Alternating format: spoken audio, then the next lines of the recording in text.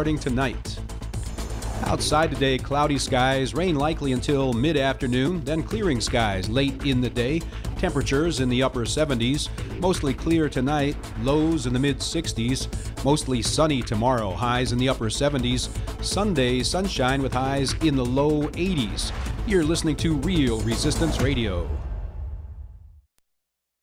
The following program is a presentation of DC Communications, LLC. Warning, you are about to listen to the greatest radio show ever.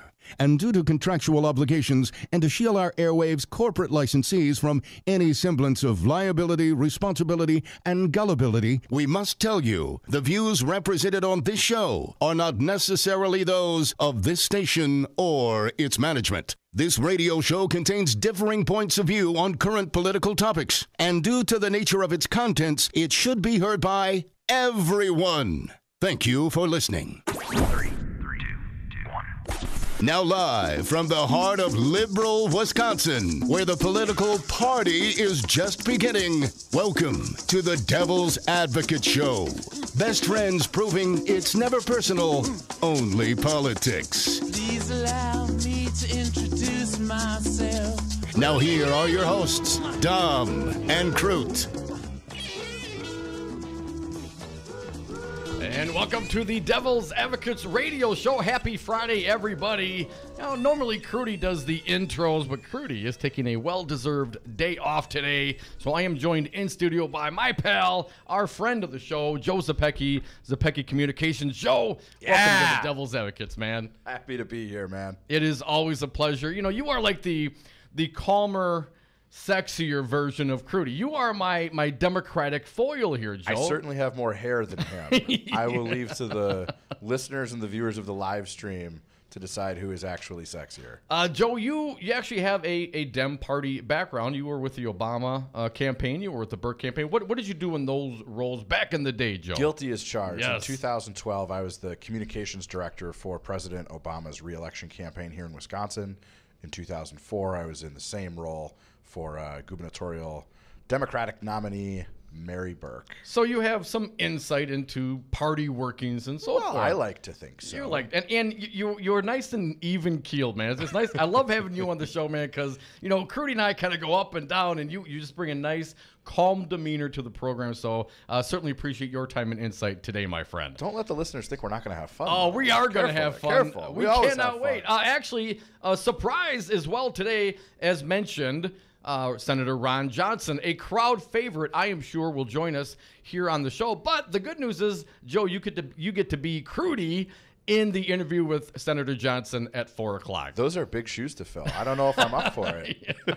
I think you will do just fine. Lots of stuff going on. Of course, Crudy and I on the road yesterday in Madison for the kickoff, I guess, the campaign of Tony Evers and Mandela Barnes. And how was it? It was fine. I mean, we got there early, right? So we were like literally the first one setting up, and John from West Side, we shared some power, and I accidentally unplugged him later. Sorry, John. But it was obviously empty, of course, when nothing was happening. People started coming in. And when the speechifying started, it did the excitement, enthusiasm did come across. The guys look a little tired, though. I mean, looks like they've been ridden hard and put away wet. But I thought it was a fine event. Did you get a chance to hear any of it, Joe? I did not hear either Tony or Mandela. I heard you guys interviewing Attorney General candidate Josh Kaul. Yep. Treasurer candidate Sarah Godlewski, and then I heard some of the pre-program, which sounded like it was being emceed by one Mark Pocan. Mark was not there. Who was the MC? Just kind of handed it off. One person Mark have a introduced the voice other. Doppelganger? A voicelganger, if you will? He might. I believe he was out of town. Certainly that's his district in Madison. A fine event. Thank you, everyone, for allowing us to come there and broadcast that. I think it's a good ticket. I mean, I really do. Evers and Barnes, and of course, as you mentioned, Godlewski and Josh Kaul. And when you look at, just compare. I mean, let alone their own backgrounds and experiences and resume, but compare them to the people that they are running against. Just in character, it seems it's a breath of fresh air. Let's put it that way. It is, and it really, on our side, Evers, Barnes, Kaul, Godlewski certainly represents the Wisconsin as it is today, which is we have experienced leaders who know how to get stuff done. We have young, diverse people who are making Wisconsin their home and want to make it better for tomorrow.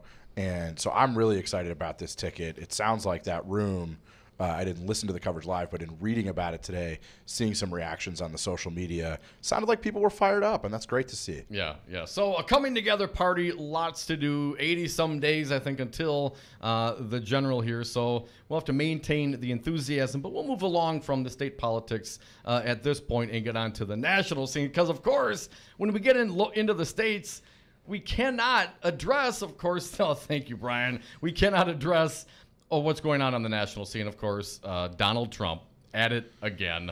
I want to get your thought. We have some articles to get to today as well. Yesterday, John Wagner from the Washington Post about Brennen's op-ed in the New York Times, and then Jennifer Rubin, a conservative opinion writer in the Washington Post, gives her thoughts today. But what's your initial reaction? Donald Trump pulling John Brennan's security clearance. Let me hear your thoughts, Joe. It's the most disgusting thing we've seen from this president this week, right? I mean, like that's the problem with this. This is absolutely shameful, banana republic, 2-bit dictator type bull.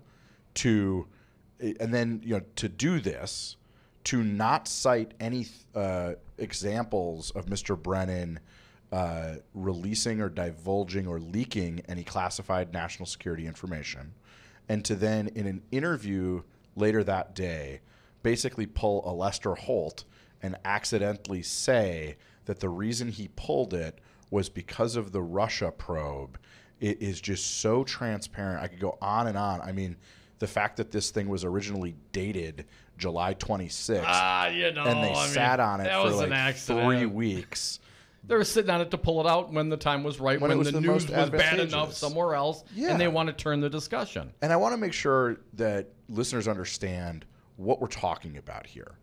John Brennan and other former national security officials are not getting daily intel reports. This is not like... They're not in the loop like the guys that are actually in the loop. In this the was room. A post 9/11 reform where we sort of identified some vulnerabilities in our national security, and among them were, during these periods of transition from one administration to another, a lot of institutional knowledge walks out the door.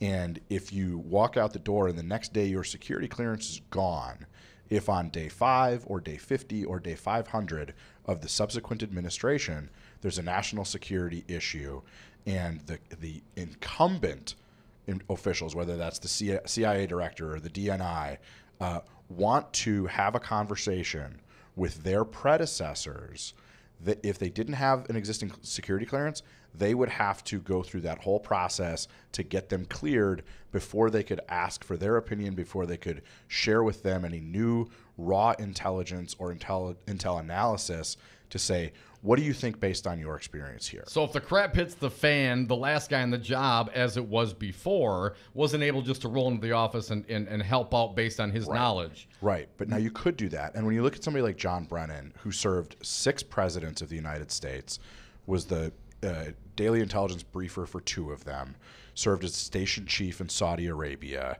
Where he apparently became a secret Muslim. No, this is the stuff I'm reading today. I mean, I'm posting articles, and I was not aware of this particular issue. Just because Alex Jones, InfoWars, and Fox News say it doesn't make it true. I mean, this is a guy who was one of the linchpins of the raid that went into Pakistan and took out Osama bin Laden. He has been around the block, and he is an incredible asset to our nation's national security. So this whole thing is incredibly repulsive. It should be incredibly scary what it means for this country, and it's another norm shattered.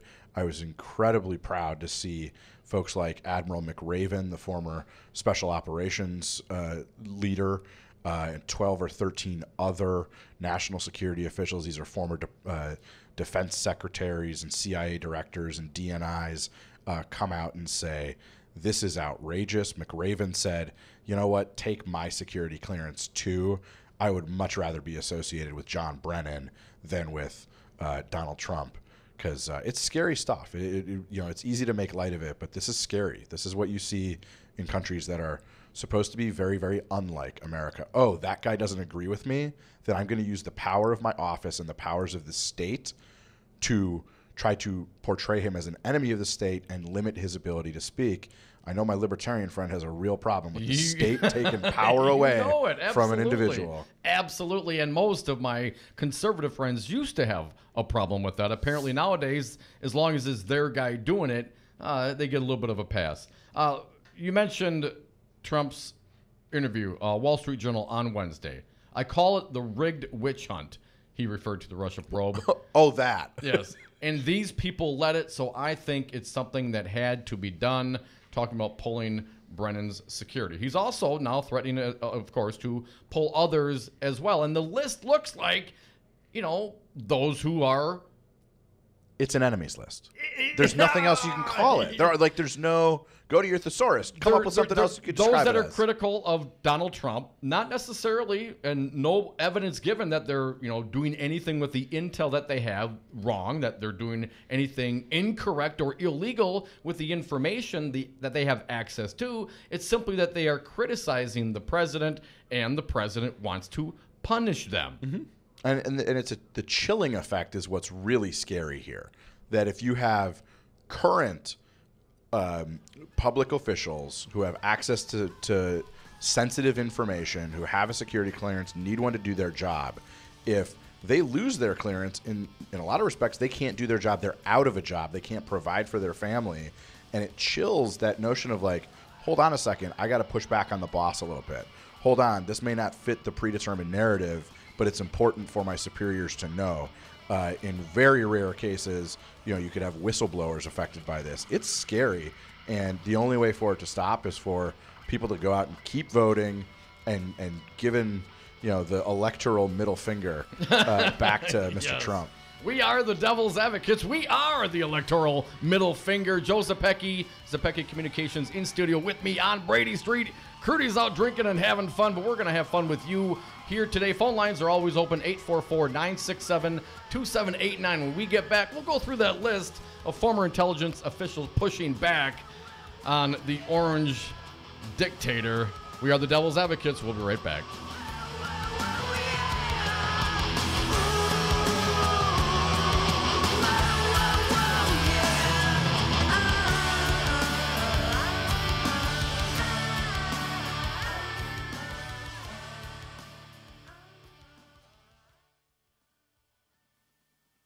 So, Jesse, why should someone buying a home pay for an agent when they can go online or call the number on a for sale sign?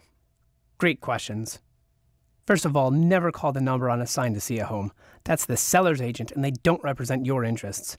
If they show you a home outside of an open house, you forfeit your ability to have someone negotiate in your corner at no cost to you. Well, with interest rates still at historic lows, how can buyers still get a great deal and protect their rights? Step 1, find a buyer's agent that you trust. Your agent will best find the home that fits your needs, anticipate problems, and negotiate on your behalf from offer through closing day. And most home listing contracts stipulate that the seller's agent pays for the buyer's commission.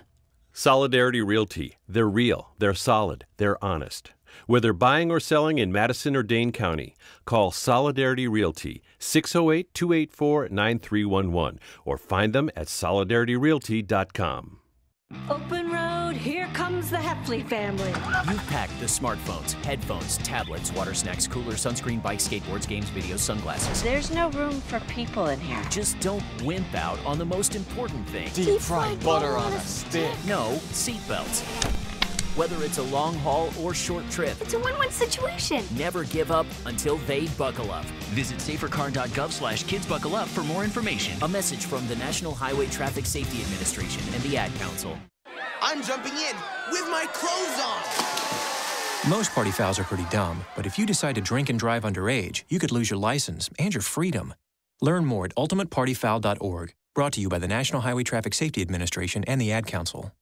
Join the resistance against dirty carpets. Call Zero Res Madison today for our summer special. Clean and sanitize 3 rooms for only $139. Call 608-848-9000 or schedule online at ZeroResMadison.com. Zero Res, spell it forward or backward, it's the right way to clean.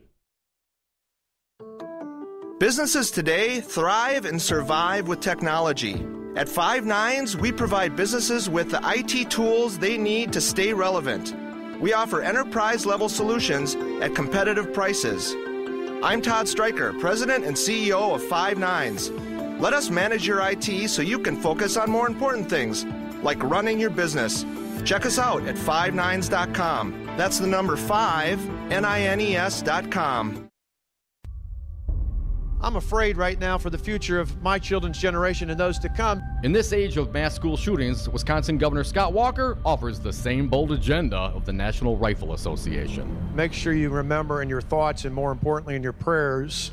While Walker offers platitudes, he blocks meaningful gun safety legislation. It's really an honor to work with the NRA not only in my state but across the country. And I'm proud of my A+ ranking as a governor. Walker weakened the gun laws in Wisconsin, and then he got $3.5 million worth of NRA support.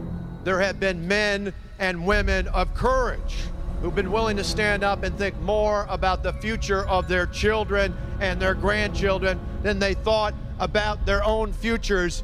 Scott Walker, you are not one of them. This message was paid for by the People for People Corporation. Donate online at p4ppc.org, p4ppc.org. The Resistance is live 7 days a week here on Real Resistance Radio. Tune in Sundays for Meet the Press with Chuck Todd from 11 a.m. to noon. Then it's the Jeff Santos Show, kicking ass for the middle class from 12 to 3 p.m. And Citizen Action's Battleground Wisconsin rages from 3 to 4 p.m. Get your groove on with Stu Man PM, politics and music, 4 to 6 p.m. with Stu Daniels. Mandatory listening, always streaming at realresistanceradio.com. Grass-fed, locally raised, 100% organic. Dom and Crute are the Devil's Advocates. If you and Crute are the Devil's Advocates, we got to come up with a snappy nickname for us. Welcome back. You are listening to 1510 AM WRRD, Wisconsin's Real Resistance Radio. I am Joe Zepecki, in for one half of the Devil's Advocates. Mike Crute getting an early start on the weekend, joined by the amazingly talented and sexy Dom. Thank you, Joe. Might be one half of the group, but 2/3 of the weight.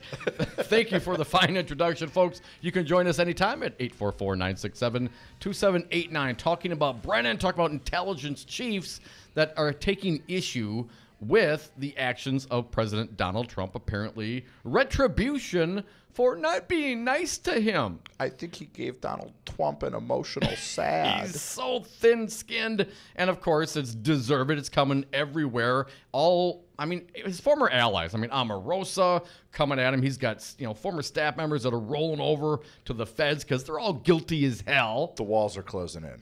And he's starting to feel the pressure, perhaps. Oh, yeah. He's sucking down those Diet Cokes one right after another. He's freaking out a little bit.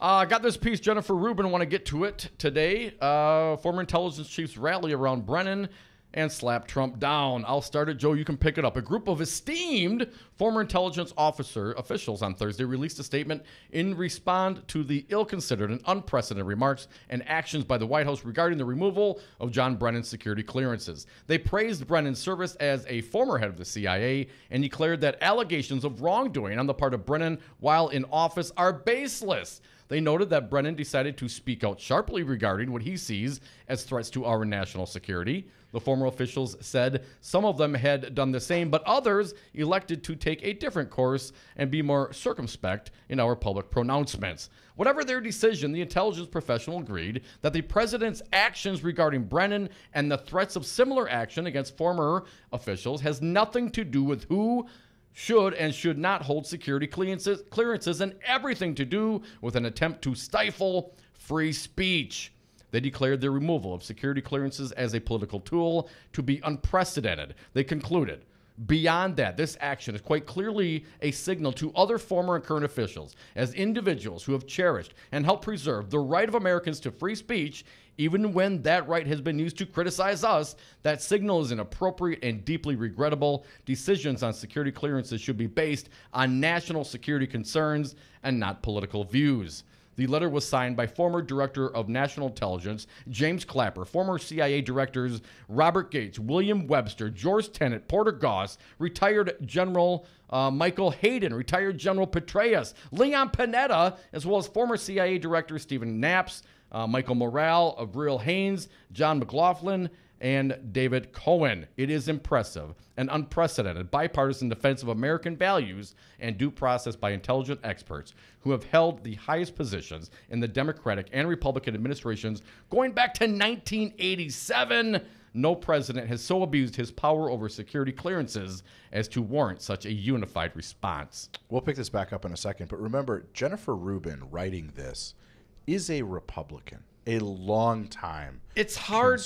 I know this, and we say it all the time in the Post, the Right Turn, Washington Post, a conservative, but she seems objective. She seems offended by the quote-unquote conservative Republican administration. Imagine that. There's a few of them left. It is hard to imagine. On.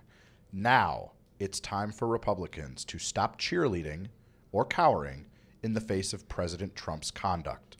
The appropriate response is to conduct oversight hearings, censure the president, who already admitted pulling Brennan's security clearance because he blames Brennen and others for the Russia investigation, and, if need be, pass legislation spelling out the grounds for revoking security clearances and a clear procedure for challenging them. Some lawmakers might also choose to refer this particular issue to the FBI because Trump admits that he acted in retaliation for former officials' investigation into an attack on American democracy. Recall that Special Counsel Robert Mueller III is conducting both a criminal investigation and a national security inquiry. In a perfect world with lawmakers on both sides committed to upholding the Constitution, there would be bipartisan agreement on the need to begin impeachment hearings. What? There are more than enough grounds to commence hearings based on what we know to date and on Trump's public conduct, including abuse of his authority over security clearances, his other assaults on the First Amendment, his blatant attempts to interfere with the Russia investigation, including baseless attacks on the FBI and the Justice Department, his drafting of a phony cover story for the June 2016 Trump Tower meeting, his false public denial about payment of hush money to Stormy Daniels, etc. Unfortunately, she concludes, we live in a world in which Republicans refuse to put country and Constitution over partisan loyalty to an unfit president. There's a little bit more to that piece. Maybe we'll finish it up on the other side. Jennifer Rubin, right turn conservative, throwing around the impeachment words. A bunch of intelligence officers, former, current, coming to the defense of Brennen because, of course, these are attacks by the president on what they consider free speech based on nothing more, but certainly not based on security clearance. 844-967-2789. The Devil's Advocates Real Resistance Radio. We'll be right back.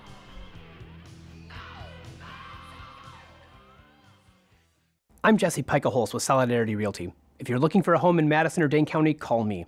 I know Madison. I know homes. I'll protect your best interests. Call Solidarity Realty at 608-284-9311 or search solidarityrealty.com. Why was the basketball court all wet?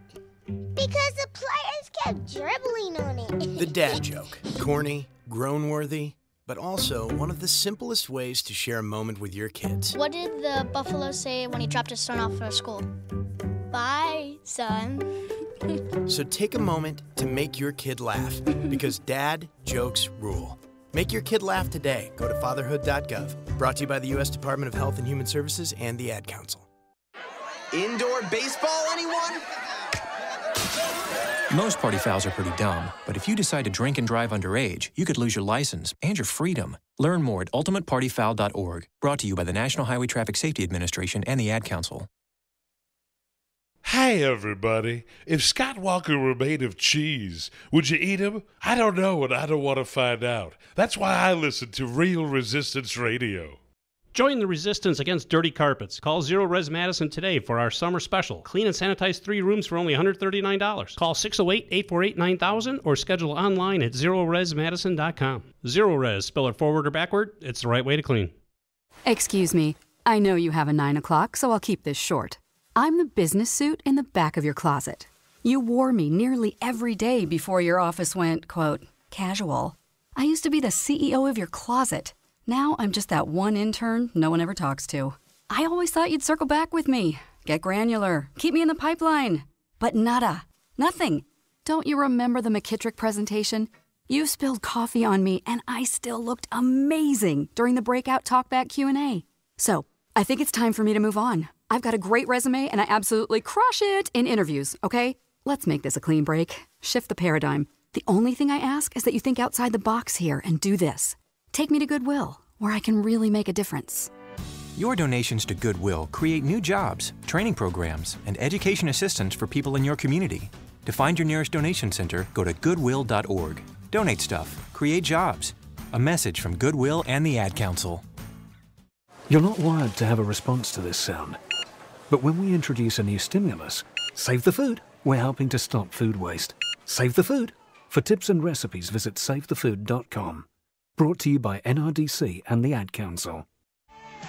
Once again, the American public has some reading to do. In a 29-page indictment today, Americans need to take a look at page 6, paragraph 20, and here come those important 8 words: to interfere with the 2016 U.S. presidential election. That is it. Jim, I'm going to make a confession on behalf of the panel. Dom's not going to read the indictments. Come on, maybe. The Devil's Advocates, political commentary from the back of the class.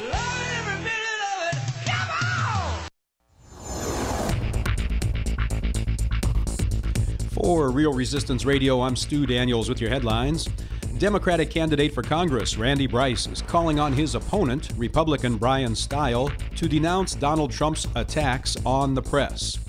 Bryce released a statement yesterday that said, in part, "Today I call on Brian Stile to join me and take a stand against Trump's war on the media." Yesterday, over 300 newspapers across the nation printed editorials pushing back on Trump's attack on a free press. Dozens of journalists have received threats in recent weeks from supporters of Trump. Outside today, cloudy skies, rain likely until mid-afternoon, and then clearing skies late in the day. We'll have highs around 80 degrees. Mostly sunny tomorrow, highs in the upper 70s. Sunday, sunshine with highs in the low 80s. You're listening to Real Resistance Radio.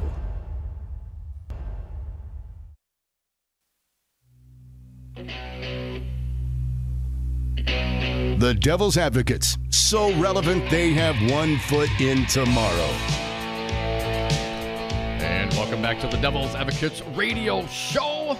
Streaming live on the YouTube and Facebook pages, on Twitter at Devil Radio. The phone line's always open. It's Friday. We air grievances. We're catching up on some of ours regarding our fair President Trump. Also in studio with me, not Crudy, Joe Zepecki, Zepecki Communications, a Dem strategist and a friend of ours. Joe, thanks for sticking around, man. Happy to do it. I'm wearing a Batman shirt today. I'm playing the role. You are wearing the Batman. Now, I don't know. We do have Batman. We don't want to mess it up. Now, our original Batman is Matt Rothschild. I'm just saying. I thought it was Mattman all this time. But today, Joe, you are my Batman. Got to get my car stereo speakers checked. So we've been talking about President Trump this week pulling the security clearance of John Brennen. And, of course, our cowardly president couldn't even come out and do this himself. He had to have his press secretary read a statement. I think it was Tuesday or Wednesday that this happened. Now we're all the way to Friday, and he finally was asked about it. And let me tell you, when he starts talking, this doesn't sound any better. So today on his way to Marine One for a trip to somewhere, I can only presume it's a golf course. I would imagine.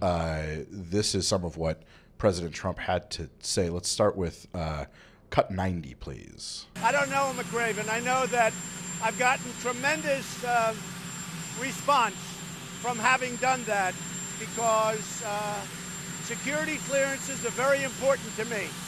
Tremendous response. He doesn't clarify if it was good or bad response, Joe. He doesn't, he can barely get a whole sentence out about something he did 3.5 weeks ago.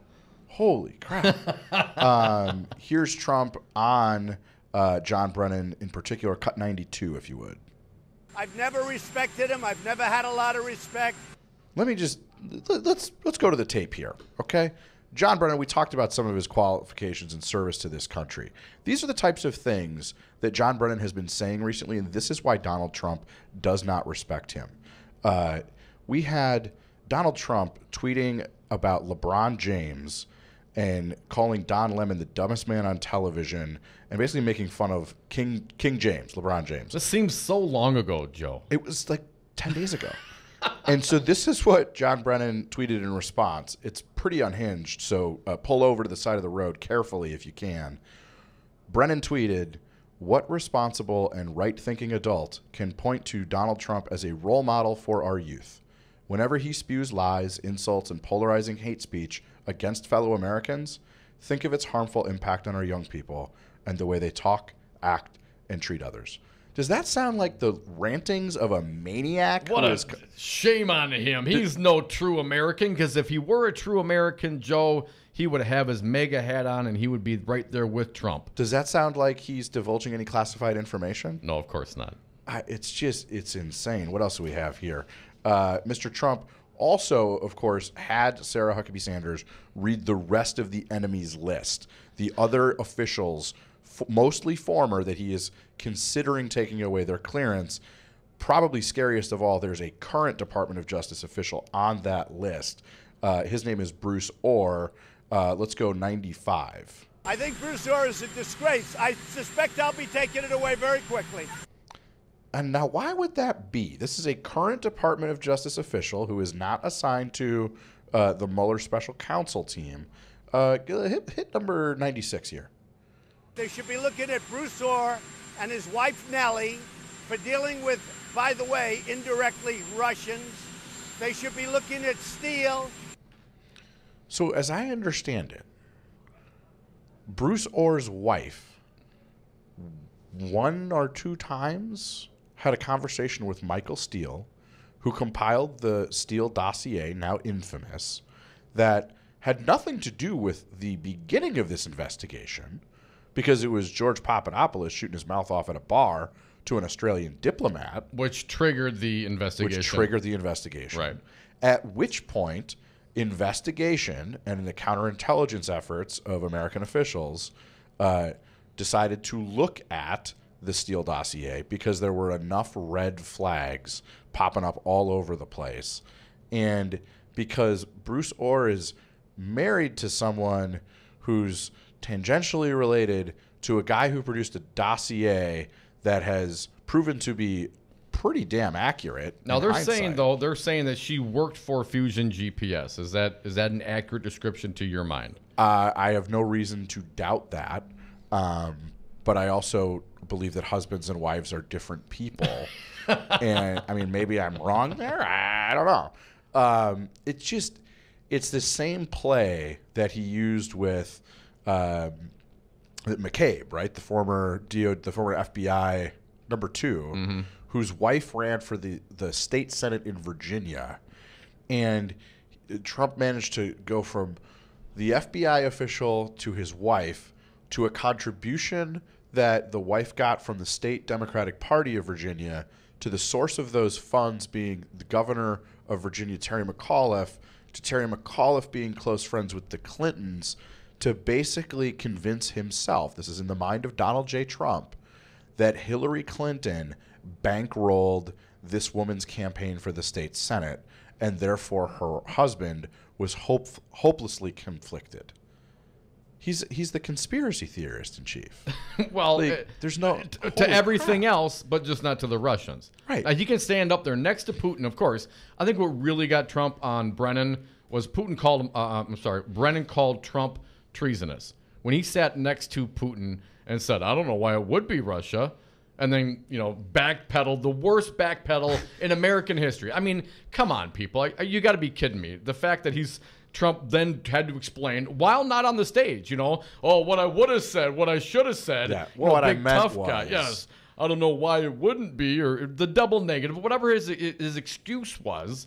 As Brennan described that as treasonous, and I don't know if it's treasonous. It's tough. It was certainly friggin' embarrassing. I'll say it. It's treasonous. You think it's treasonous? I do. I think that he failed to defend the United States of America, which he took an oath to God to do with his hand on a Bible. He took the oath of office, and he did not stand up there and represent America's interests in the world to the best of his ability. But it's not like giving, the nuclear codes to Putin. It's not like passing along nuclear plans to build a bomb. he didn't have the cojones to stand up there, look Vladimir Putin in the eye, and say, "You did this. Knock it off. Don't ever do it again." Well, he's compromised. That's why he can't do that. He can do that to anybody, right? He has no problem calling people names. He gets up in front of those crowds with those rallies. Everybody's this, everybody's Big, that. tough guy. Big, tough guy. Big. And he's standing next to little Putin. Putin can't be much taller than me, man. You know what I'm saying? And Trump, that you have no moxie, you have no spine, you got no cojones to call him out on it? Right to him. Hey, Vlad, don't be doing that, man. I told you in private. I'm telling you now. Yep. That's how we roll. I would have been okay with that. Where's the strength, Republicans?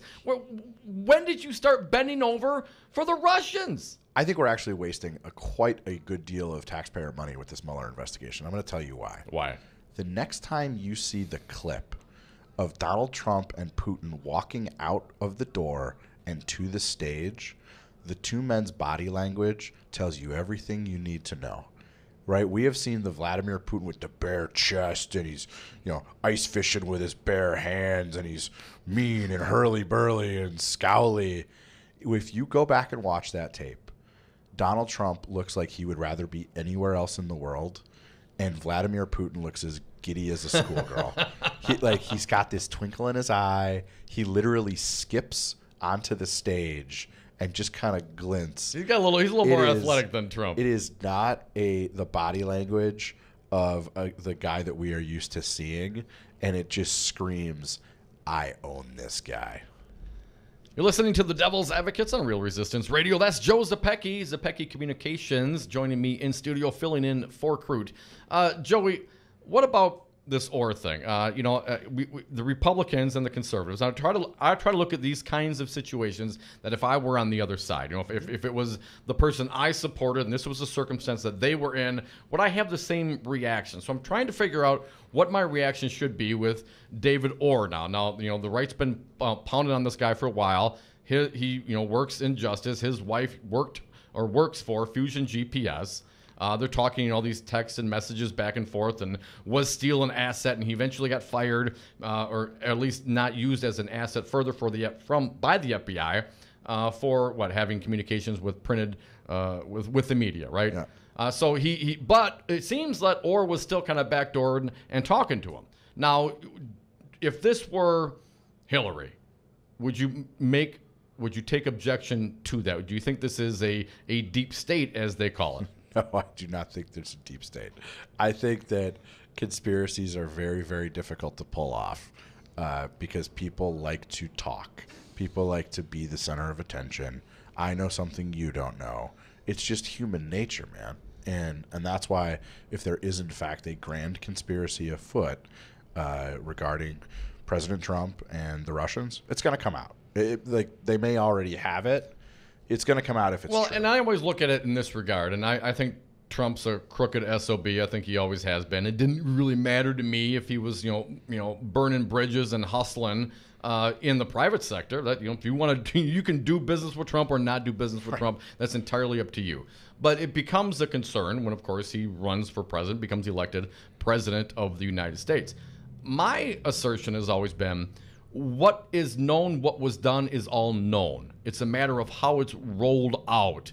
Because, the NSA can't just say, here's the server. Because if you look at, come on, if everything's dragged, everything's collected, and that's my position, that everything is dragged, everything's collected, all you got to do is go find it, that all the conversations and texts and emails and trips, all those things have already been known.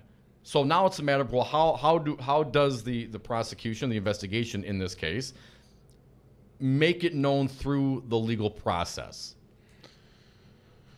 I'm not a lawyer. I just play one on the radio. But go ahead. I mean, you know what I'm saying? I do. So I'm trying to put myself in the shoes of what you're saying. Like if the shoes were on the other foot, and I'm trying to think of an example. And what I keep coming back to is like the problem here is that Donald Trump doesn't see people who don't agree with him 100% as political rivals. He sees them as enemies. And that is a very, very scary thing. And that's fine when you're in construction and you decide to not pay the guy's invoice. Right. It's a whole different story when you have the machinations of the U.S. federal government at your fingertips. Right. The most powerful nation on earth. And so, where I landed in my head here was Bill Clinton's campaign manager in 1992 was a guy by the name of James Carville. Right? The Raging Cajun. Yeah. He was married to and is married to this day to a Republican strategist. And so, like, what this is equivalent to is, like, Bill Clinton saying that James Carville can't be trusted because of who he's married to, because she does not agree with me on all of my political positions. Yet he has Kellyanne Conway as an advisor. Oh, man. Whose husband is just lighting Trump's ass up every time he gets a chance. And she's trying to dime out her husband, and she's not doing it very well, and she's getting caught at it. It's a soap opera / reality show. And while that may be entertaining to some, I hate reality shows, Joe. And this one, it's not a game, right? It's not Outlast, whatever, Survivor. This is the leadership of a country that many of us love very, very much, and it's just sad. I don't know how else to put it. Hey, Keith, before we go to break, let's wrap up the Trump sound, at least as it pertains to the Russia investigation. Let's do cut number 97. Mr. Mueller is highly conflicted. In fact, Comey is like his best friend. I could go into conflict after conflict. All right, Trump, lay it on me, brother. Conflict after conflict. What, he doesn't want to pay the golf fees? I'm not clear what the conflicts are. Why is he being so secretive? Because he doesn't have anything, because he's nuts. He has to believe that there's a vendetta here because he can't acknowledge and accept that he did something wrong. Well, Donald Trump, he never does anything wrong, Joe. Yes, he does. He did this very week with the blatant flouting of American values, norms, ideals, and custom in stripping John Brennan of his security clearance. We have probably beaten this to death. We got a very special guest coming up after the 4 o'clock. We do. Senator Ron Johnson coming in studio with us. But you can give us a call in between now and then.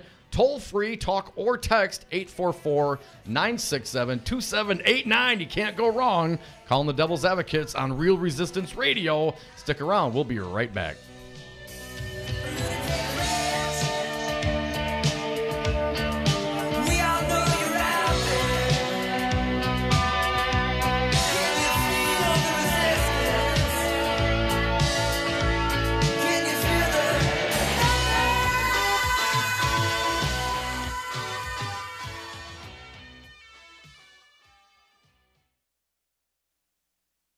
Brad Zog, owner of Zero Res Madison. Brad, why should people use Zero Res Madison? Why wouldn't you clean your carpets like this? We've got a patented system. We also do another step that most people don't do. We have a double rotating brush machine that we use when we pre-treat the carpet. So this helps dig up any of that stuff that's deeper in your carpet that the vacuum doesn't get. We're going to provide that intermediary step before we clean with our empowered water. Call Zero Res today, 608-848-9000. Zero Res. Spell it forward or backward. It's the right way to clean. Hi, it's Scott Walker. Scott, David Koch. How are you? Hey, David. I'm good. And yourself? I'm very well. On February 22nd, 2011, Wisconsin Governor Scott Walker took a call from journalist Ian Murphy pretending to be billionaire political activist David Koch. What we were thinking about the crowds was planting some troublemakers. You know, the only problem with because we thought about that. You just heard Wisconsin Governor Scott Walker say he actually considered planting troublemakers. Scott Walker wrote in his book, "The fact is we never considered putting troublemakers in the crowd to discredit the protesters." He concluded by saying, "But I had made it seem like we had." Call Scott Walker at 608-266-1212. Ask him if he lies to his friends, is he lying to you? Well, I'll tell you what, Scott. Once you crush these bastards, I'll fly you out to Cali and really show you a good time. All right, that would be outstanding. This message paid for by the People for People Corporation. The Resistance is live 7 days a week here on Real Resistance Radio. Tune in Saturdays for Busted Pencils, fully leaded education talk with Dr. Tim Slecker, 11 a.m. to noon. Then it's the voice of the voiceless, champion of the working class. Earl Ingram's Saturday show is live from 12 to 3 p.m. From 3 to 4, it's State Rep Joe Costa Zamaripa hosting The Joe Costa Show, followed by The Dawn of the Resistance with Maggie Dawn, 4 to 6. Mandatory listening, always streaming at RealResistanceRadio.com. The Packing House, open every day of the year for dinner, including all holidays. Family owned and operated since 1974, lunch Monday through Friday, live music Wednesday through Saturday. Enjoy steaks, ribs, seafood, fish fries, and prime rib. Easy access from anywhere, across from the airport on Layton. Find us online, packinghousemke.com, or give us a call, 414-483-5054. You concerned about speaking up at work? Do you feel like you have no say in your day-to-day work routine? Join Teamsters Local 344. Call 414-258-4545. Get a seat at the table. Join your brothers and sisters in negotiating for better wages, hours, and working conditions, and be part of the most powerful union in North America. Teamsters Local 344 covers sales and service throughout Southeast Wisconsin and package and airlines statewide. Contact Teamsters Local 344 at 414-258-4545 or at local344.org. 180 over 111, and I had a stroke. I couldn't speak or walk. 150 over 90, and I had a stroke. This is what high blood pressure sounds like. You might not feel its symptoms, but the results from a stroke are far from silent. Get back on your treatment plan or talk with your doctor to create a plan that works for you. Go to loweryourhbp.org. Head to toe, everything's changed. Brought to you by the American Stroke Association, American Medical Association, and the Ad Council. 180 over 111, and I had a stroke. I couldn't speak or walk. This is high blood pressure. Get back on your plan. Go to loweryourhbp.org. Brought to you by the American Stroke Association, American Medical Association, and the Ad Council. I'm Jesse Pica-Holz with Solidarity Realty. If you're looking for a home in Madison or Dane County, call me. I know Madison. I know homes. I'll protect your best interests. Call Solidarity Realty at 608-284-9311 or search solidarityrealty.com.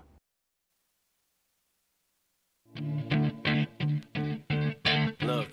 The devil's advocates may not agree on much, but funny is funny.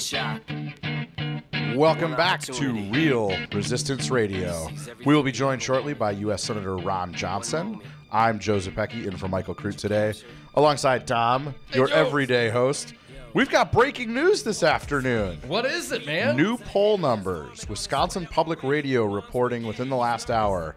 New poll, this would be the first one taken since Tuesday, shows Democrat Tony Evers 5 points ahead of Walker in general election. Ooh. So hold on, everybody. This is going to be a race. Hey, we've got a couple of callers. Let's go to the phones. Dom, who we got?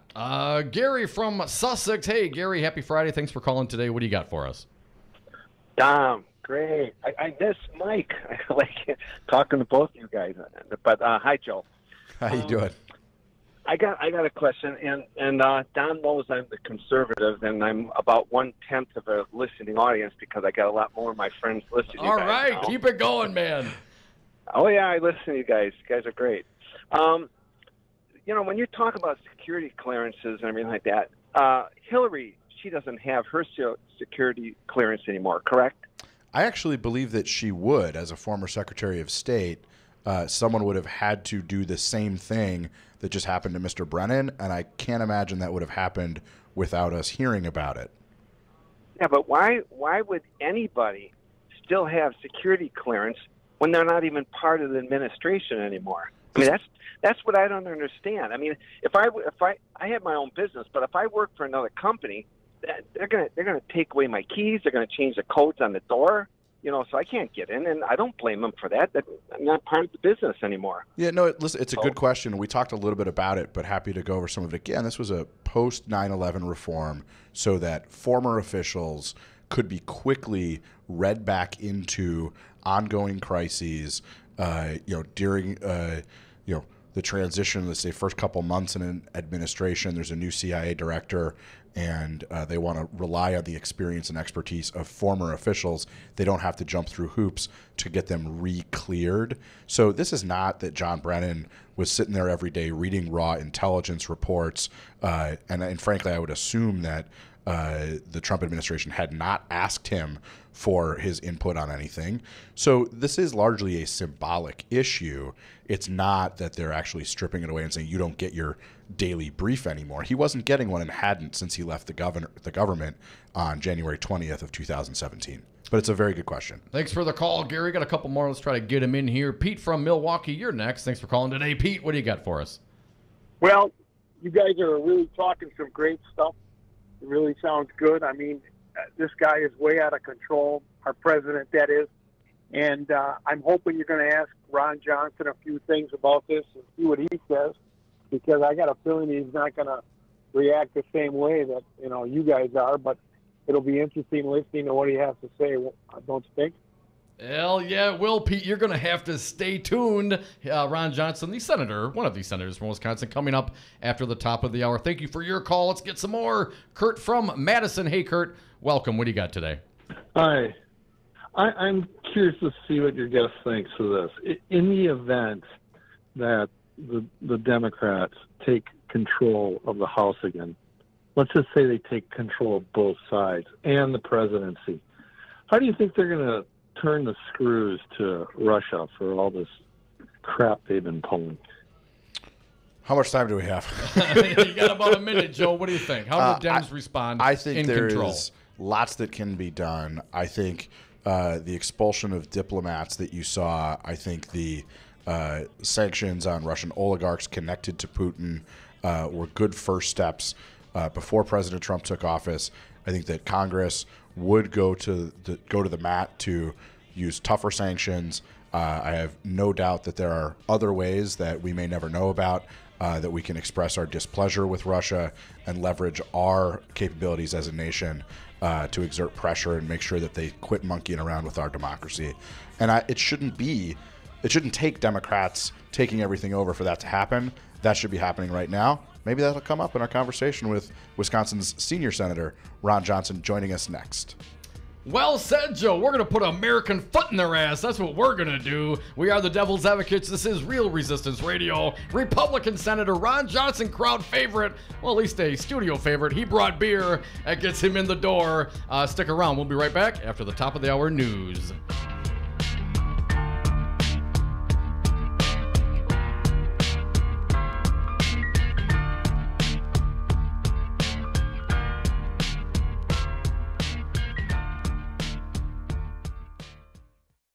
Here at Bounce Milwaukee, we not only want families and friends to build connections, we also want to grow those connections in our community. That's why every Wednesday night from 5 to 8 p.m., we host Refuel the Resistance. It's a great chance to have a drink in our arcade bar, try something from our fantastic restaurant, connect with progressive activists, and support local organizations. For more information about Bounce Milwaukee's Refuel the Resistance, visit us at bouncemilwaukee.com or call 414-312-4357. Have you outgrown your house? Are you sick of apartment living? Not ready to buy but know you need to move? Hi folks, this is Tom Hartman for CCL Management in Middleton. You should consider moving up to one of the finer rental homes CCL Management represents. Unique houses and condos, always clean, most are pet friendly. Visit cclmanagement.com today to find your new home. CCL Management, Dane County's premier leasing and property management company. Call CCL Management at 833-0009. That's 833-0009 or visit cclmanagement.com today. Have a drink at Regano's Roman Coin. This neighborhood corner tavern is as classic as the street it occupies. Family owned and operated since 1966, Regano's Roman Coin is located in a former Pabst Tide House on historic Brady Street, serving an array of craft beers with a focus on Wisconsin breweries. Also, weekly drink specials, trivia on Wednesdays, seasonal sporting events, parties hosted for all occasions, and pet friendly. Open 11 a.m. Tuesday through Friday, 10 a.m. Saturday and Sunday, closed on Monday. Regano's Roman Coin, Milwaukee's pet friendly, cash only order and classic corner tavern. The Forum, hosted by Sherwin Hughes, exclusively on Real Resistance Radio. Call in live at 844-967-2789 and give your thoughts, feelings, and opinions on local and national topics. Monday through Friday from 8 a.m. until 11 a.m., it will not be what you expect to hear, but we will definitely give you what you need to know.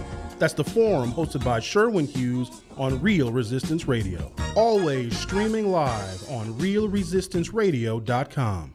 You are listening to Real Resistance Radio, WRRD 1510 AM Waukesha and WTTN 1580 AM Columbus. Always streaming at realresistanceradio.com.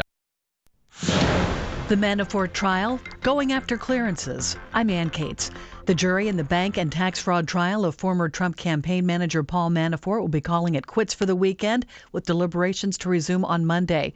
Correspondent Jessica Schneider reports the panel has a lot of evidence to review. They are going through these 18 counts pretty painstakingly. We kind of saw hints of that in the note yesterday. There are 18 counts here. They're complicated legal matters dealing with tax filings, bank fraud, as well as foreign bank accounts. So these jurors are really checking off all the boxes, it seems. They are not ready to issue a verdict here. President Trump is on a roll to void security clearances. The president says he likes taking on bigger voices, and he has no respect for former CIA Director John Brennen, whose security clearance he revoked. There's no silence. If anything, I'm giving him a bigger voice. Many people don't even know who he is, and now he has a bigger voice. If not silencing, the punishment by security clearance revocation is set to continue. Mr. Trump indicates, next up, I think Bruce Orr is a disgrace. I suspect I'll be taking it away very quickly. Orr still works in the Justice Department, and President Trump often fumes about his wife having worked for the investigative firm that produced the so-called dossier alleging he had ties to Russians. Bob Costantini, Alexandria, Virginia. Tuition is now free at New York University's medical school. Correspondent Steve Kastenbaum. NYU's administration said the impetus for the change was the fact that medical school students face a crushing amount of debt when they graduate. They believe it causes many to enter higher-paying specialties in the healthcare industry, contributing to the shortage of primary care and family practice physicians. So they've raised funds for an endowment that will cover the cost of the $55,000 annual tuition. Wall Street closed out the trading week with gains. The Dow Jones Industrial Average rose up 111 points. The S&P 500 up 9. The Nasdaq up 10. I'm Ann Cates. Join the resistance against dirty carpets. Call Zero Res Madison today for our summer special. Clean and sanitize 3 rooms for only $139. Call 608-848-9000 or schedule online at ZeroResMadison.com. Zero Res, spell it forward or backward, it's the right way to clean. Adopt US Kids presents Multiple Choice Parenting. You've messed up your daughter's haircut. Do you A, get spiritual? Mom, where's the mirror? Beauty is within. Oh. B, find the positives? Less time blow drying, more time texting? Or C, show empathy? Mom, you really don't have to. Twinsies! I kinda love it. You don't have to be perfect to be a perfect parent. Thousands of teens in foster care will love you just the same. For more information on adoption, visit adoptuskids.org. A message from the U.S. Department of Health and Human Services, Adopt U.S. Kids, and the Ad Council. I'm Jesse Pica-Holz with Solidarity Realty. If you're looking for a home in Madison or Dane County, call me. I know Madison. I know homes. I'll protect your best interests. Call Solidarity Realty at 608-284-9311 or search solidarityrealty.com. ESPN will not be broadcasting the national anthem during their Monday Night Football telecasts. Network President Jimmy Pitaro told Axios that after broadcasting the anthem for a few years, they stopped last year and said they had no intentions of changing that policy for this season. The reason they gave last year was that they wanted to use the time to highlight matchups and storylines before the game. But they did show the anthem 3 times in the season opener, which also took place on the anniversary of 9/11, Week 3 when players across the league protested in response to President Trump's comments at a rally, and in Week 4 in the wake of the Las Vegas mass shooting. Fox and CBS also do not typically show the anthem before games unless there are special circumstances. I'm John Stolness. Aretha Franklin's funeral will be held August 31st in her hometown of Detroit, limited to the Queen of Soul's family and friends. Public viewings will take place August 28th and 29th in Detroit. I'm Ann Cates.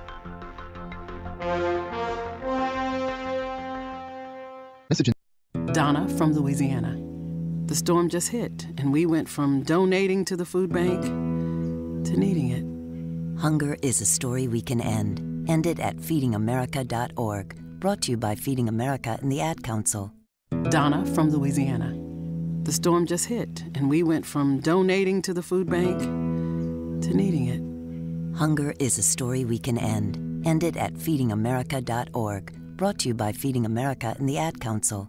We got Mark Pocan live via phone. Mark, does Paul Ryan hate poor people? Oh, he hates poor people and middle-class people. I mean, I think when he was probably 5 years old playing with Play-Doh, trying to, adjust the taxes on Play-Doh. So, to be fair, I think he's doing what he always said he was going to do. It's just no one actually believed he was either that cruel, evil, or dumb to do it. The Devil's Advocates, weekday afternoons on 1510 a.m., Wisconsin's Resistance Radio. For Real Resistance Radio, I'm Stu Daniels with your headlines. Children's Hospital in Milwaukee has announced a $265 million addition. Interstate 43, just north of Milwaukee, between Silver Spring Drive and Good Hope Road, was closed down in both directions due to flooding this morning. First responders had to rescue several people from their submerged vehicles. And Irish Fest starts today in Milwaukee. It's the world's largest celebration of Celtic music and culture. Featured music artists include Natalie McMaster and Mary Jane Lamond. Irish Fest goes through Sunday at the Summerfest grounds. Outside today, cloudy skies, rain likely until mid-afternoon, and then clearing skies late in the day. We'll have temperatures close to 80 degrees, mostly clear tonight, lows in the mid-60s, mostly sunny tomorrow, highs in the upper 70s. Sunday, sunshine with highs in the low 80s. The following program is a presentation of DC Communications, LLC. Warning, you are about to listen to the greatest radio show ever. And due to contractual obligations and to shield our airwaves corporate licensees from any semblance of liability, responsibility, and gullibility, we must tell you the views represented on this show are not necessarily those of this station or its management. This radio show contains differing points of view on current political topics, and due to the nature of its contents, it should be heard by everyone. Thank you for listening. Now live from the heart of liberal Wisconsin, where the political party is just beginning, welcome to the Devil's Advocate Show.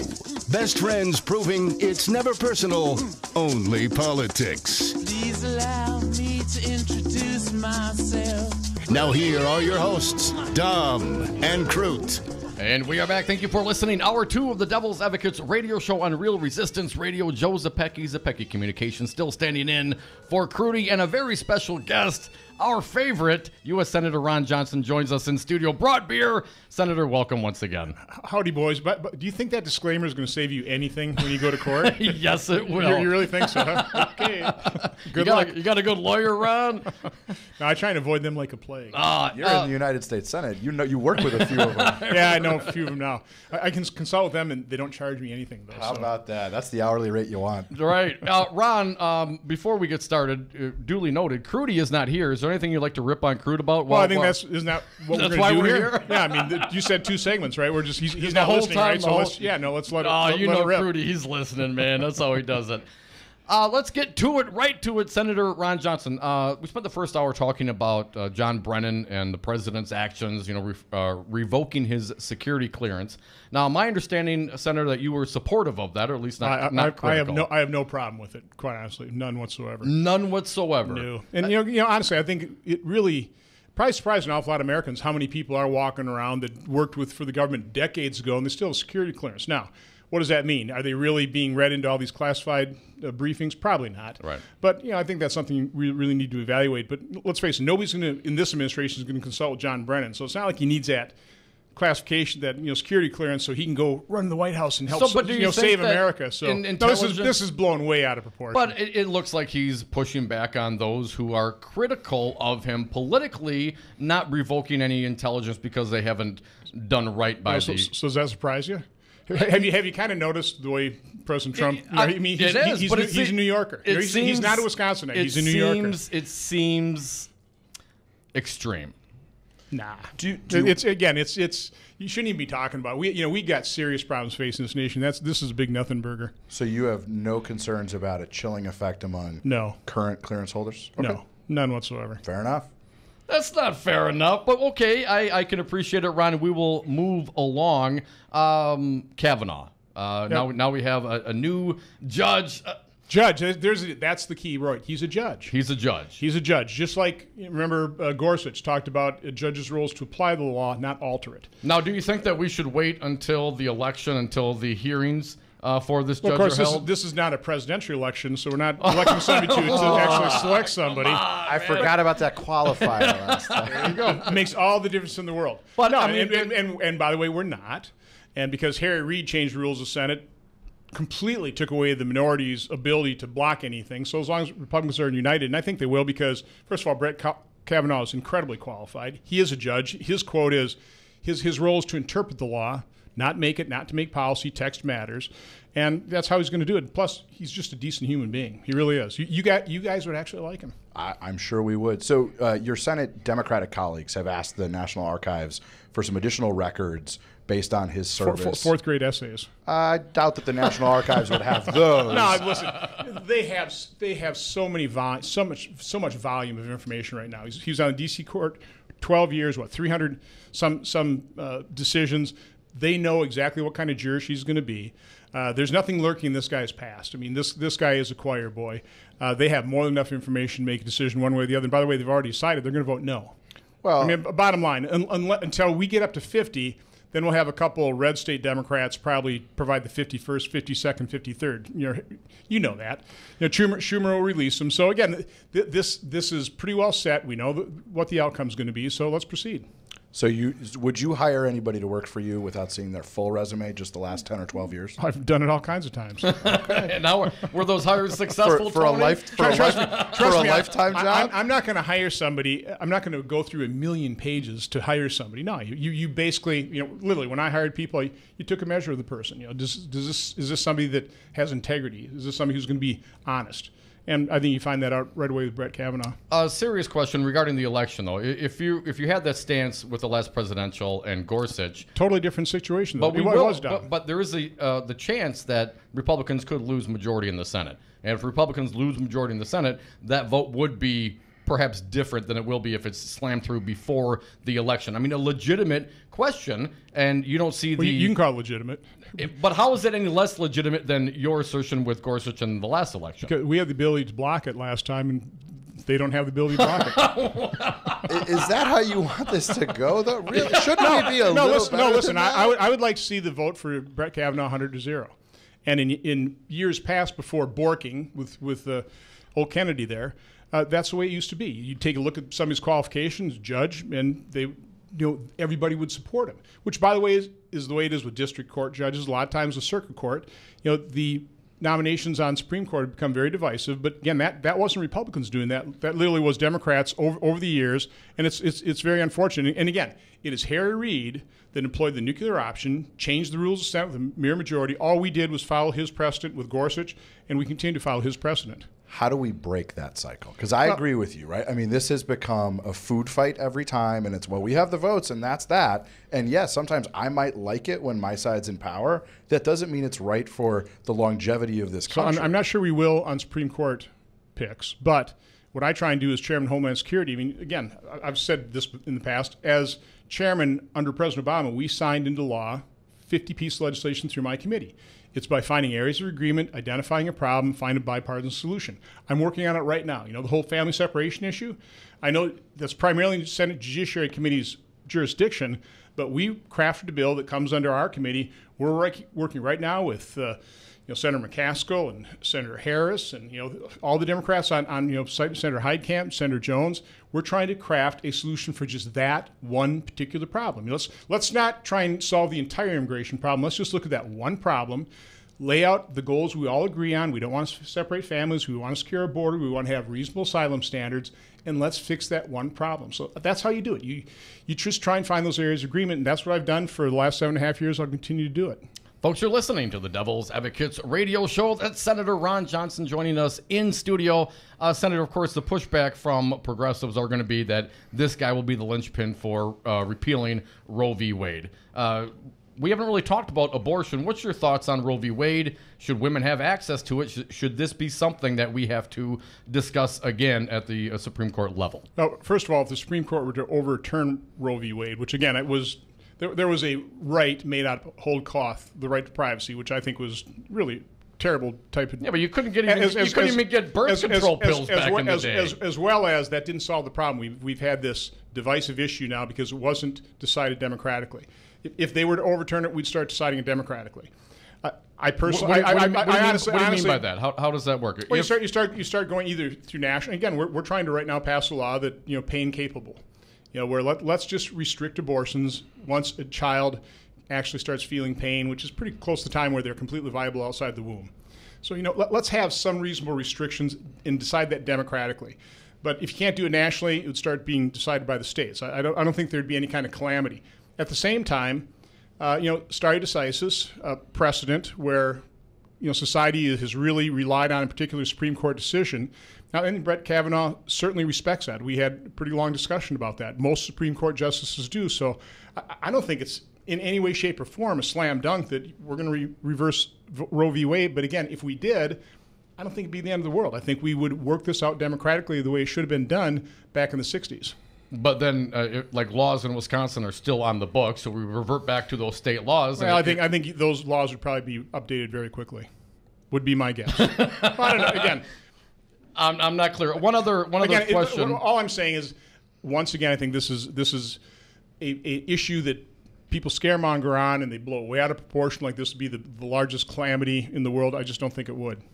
Kavanaugh, with regards to his previous testimony before the Senate committee for his current judgeship, there has been some concern, my understanding, that he may not have been entirely truthful as to what he knew about governmental torture, rendering, whatever you want to call it. Did you have a discussion with him about that? And should any of the information regarding those times be public? I did not have a conversation on that particular topic. What I did do, I reviewed a number of his decisions.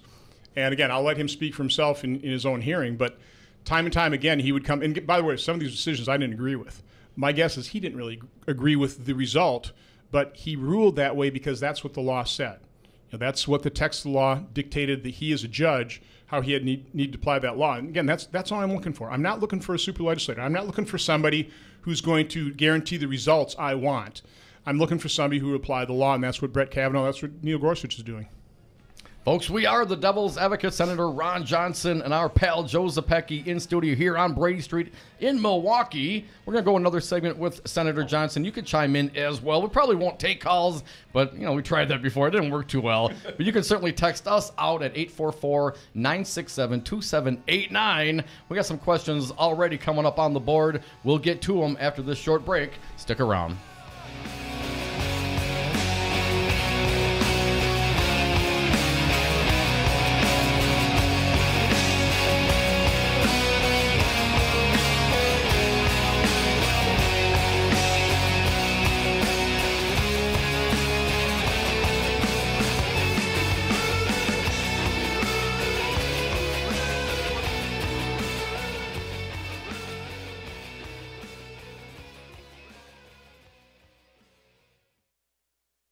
Five Nines, your local single-source IT solutions provider, specializing in cloud technology, consulting, servers, networks, and hosting. We manage your IT so you can focus on running your business. Enjoy technology. Enjoy 59s.com. Well, Jason, I've got to tell you, you're pretty much everything this company is looking for in an entry-level candidate. Great. Your resume isn't quite what we're used to, but you've got a fantastic work ethic. Thank you. And I'm impressed by how you carry yourself. So, should we talk about the job? What? The job? Oh, sorry. Yeah, I have no way of recruiting or even meeting you. This interview didn't happen. It may sound ridiculous, and that's because it kind of is. There's a huge pool of talent your company is missing out on. Meet the grads of life. Who are they? Talent worth knowing about. Young adults of unique determination and experience. An ideal fit for your company in an entry-level position, internship, or even mentorship. They might not have every qualification you typically look for, but they're exactly who your company needs. Man, we really could have used him. Don't miss out on a resource many innovative companies have already discovered. Go to gradsoflife.org to learn how to find, cultivate, and train this great pool of untapped talent. Brought to you by the Ad Council and gradsoflife.org. Looking for a job worth talking about? Teaching is creative, collaborative, and intellectually challenging. See why teachers have better work stories at teachdfw.org and learn more about becoming a teacher. Brought to you by Teach and the Ad Council. The Earl Ingram Show. Join me at a new time, weekday mornings, for the Earl Ingram Show, 6 a.m. to 8 a.m. on Real Resistance Radio, Monday through Friday, and as always, Saturdays noon to 3. The Earl Ingram Show, streaming live at realresistanceradio.com. Don't miss it. Voice of the voiceless, champion of the working class, the Earl Ingram Show. Brad Zog, owner of Zero Res Madison, resisting dirty carpets and harsh chemicals. Brad, why should people use Zero Res Madison? Why wouldn't you clean your carpets like this? We're not using any soaps. We're not using any chemicals. We cost about the same as the other guys. You look at it and you go, where's the downside? You got a completely green clean. That's awesome. We guarantee it. There's no downside. There's no downside. Use Zero Res. Call Zero Res today. 608-848-9000. Zero Res. Spell it forward or backward. It's the right way to clean.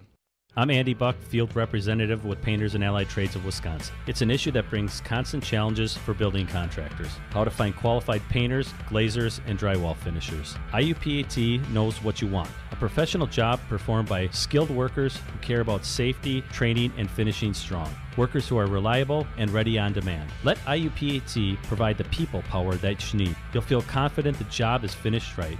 Connect at IUPATDC7.com and finish strong.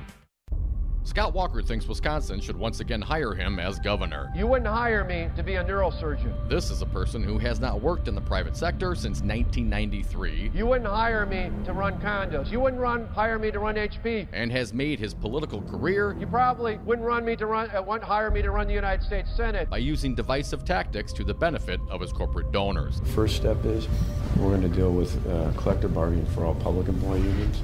Because you divide and conquer. Now he supports the largest publicly funded government subsidy of a foreign corporation in American history. You know, they can go suck lemons. And Scott Walker has yet to live up to his first campaign promise to create 250,000 jobs. Is this a campaign promise, something you want to be held to? Absolutely. Scott Walker, we the people are done sucking your lemons. This message was paid for by the People for People Corporation. Donate online at p4ppc.org, p4ppc.org.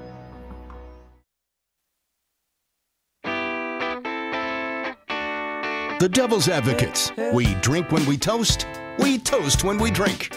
And we are back from the 420 break. Thank you so much for listening to the Devil's Advocates radio show. My co-host today, Joe Zapecki. Crudy's on vacation. And of course, Senator Ron Johnson joins us. Thanks for sticking around, Senator. And the audience just missed a lot during the break there, didn't they? They did. We should figure out how to get the audio on for at least the live stream. Let's get to it. Trade. I said, and Senator, you've indicated that this will be your last term as a 6-year senator, that you will not run again.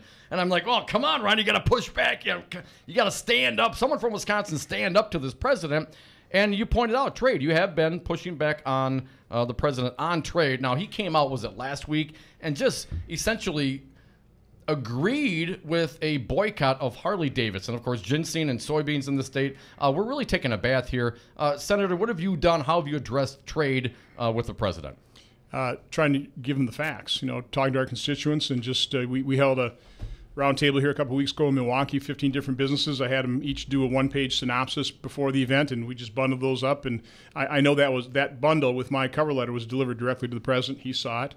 It's one of the reasons, that type of pushback, those anecdotal stories of the pain that is being caused. And he admits it, short-term pain for long-term gain.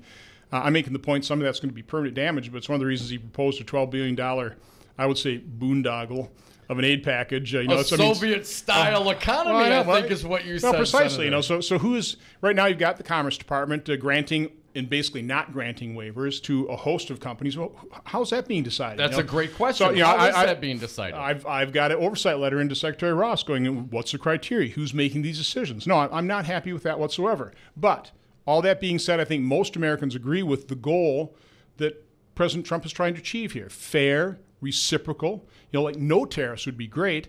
Understand that China is the primary problem. My point just in terms of the tactics of doing it is we need to be united, the rest of the trading world, to really address the main abuser, which is China, who's been stealing hundreds of billions of dollars worth of our industrial plus military secrets. They're the ones we really need to address. Beyond the tariffs, though, what else can we do?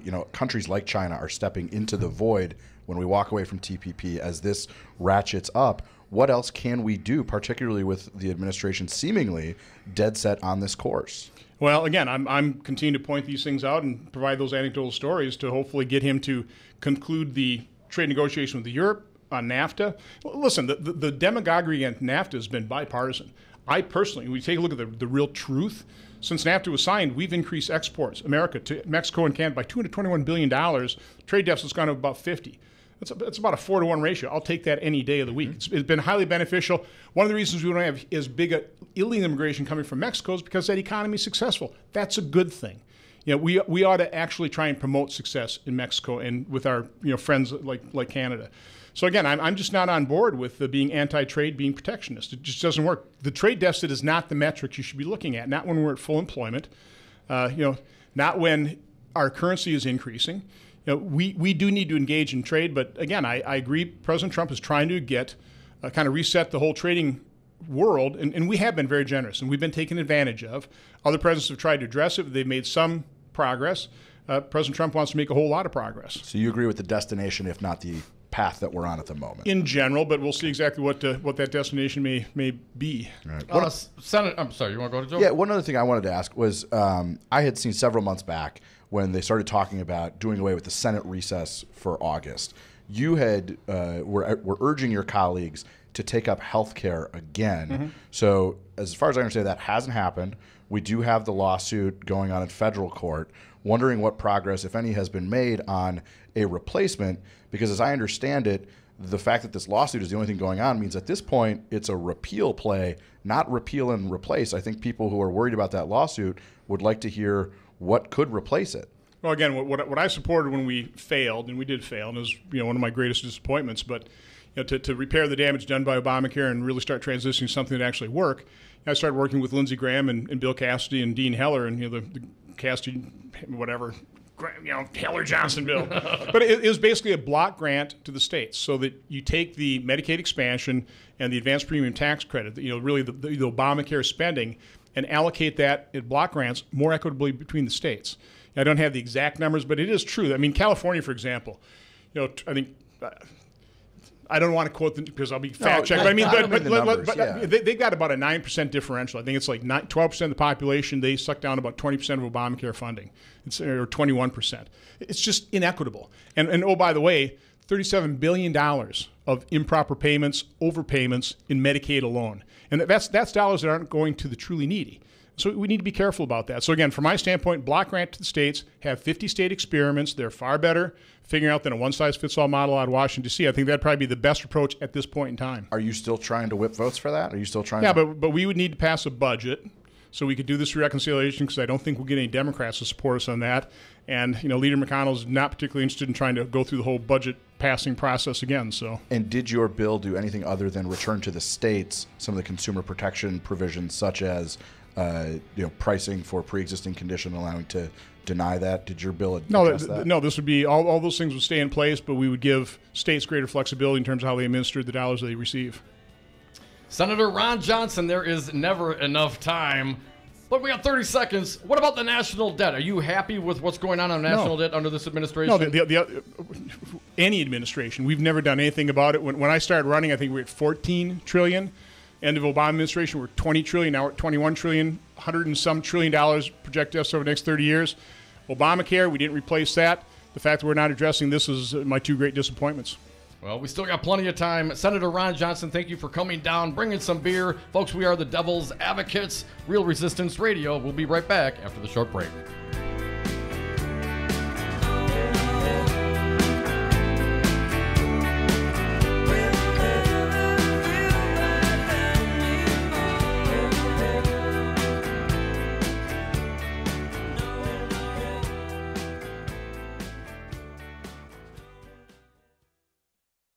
Join the resistance against dirty carpets. Call Zero Res Madison today for our summer special. Clean and sanitize 3 rooms for only $139. Call 608-848-9000 or schedule online at ZeroResMadison.com. Zero Res, spell it forward or backward, it's the right way to clean. They'll challenge your authority because that's what kids do. But this car is your territory. And in here, your word is law. So when you say you won't move until everyone's buckled up, you won't budge an inch. Until you hear that click. Never give up until they buckle up. A message from the National Highway Traffic Safety Administration and the Ad Council. For more information, visit safercar.gov/kidsbuckleup. I'm Jesse Pica-Holz with Solidarity Realty. If you're looking for a home in Madison or Dane County, call me. I know Madison. I know homes. I'll protect your best interests. Call Solidarity Realty at 608-284-9400 888-938-9311 or search solidarityrealty.com.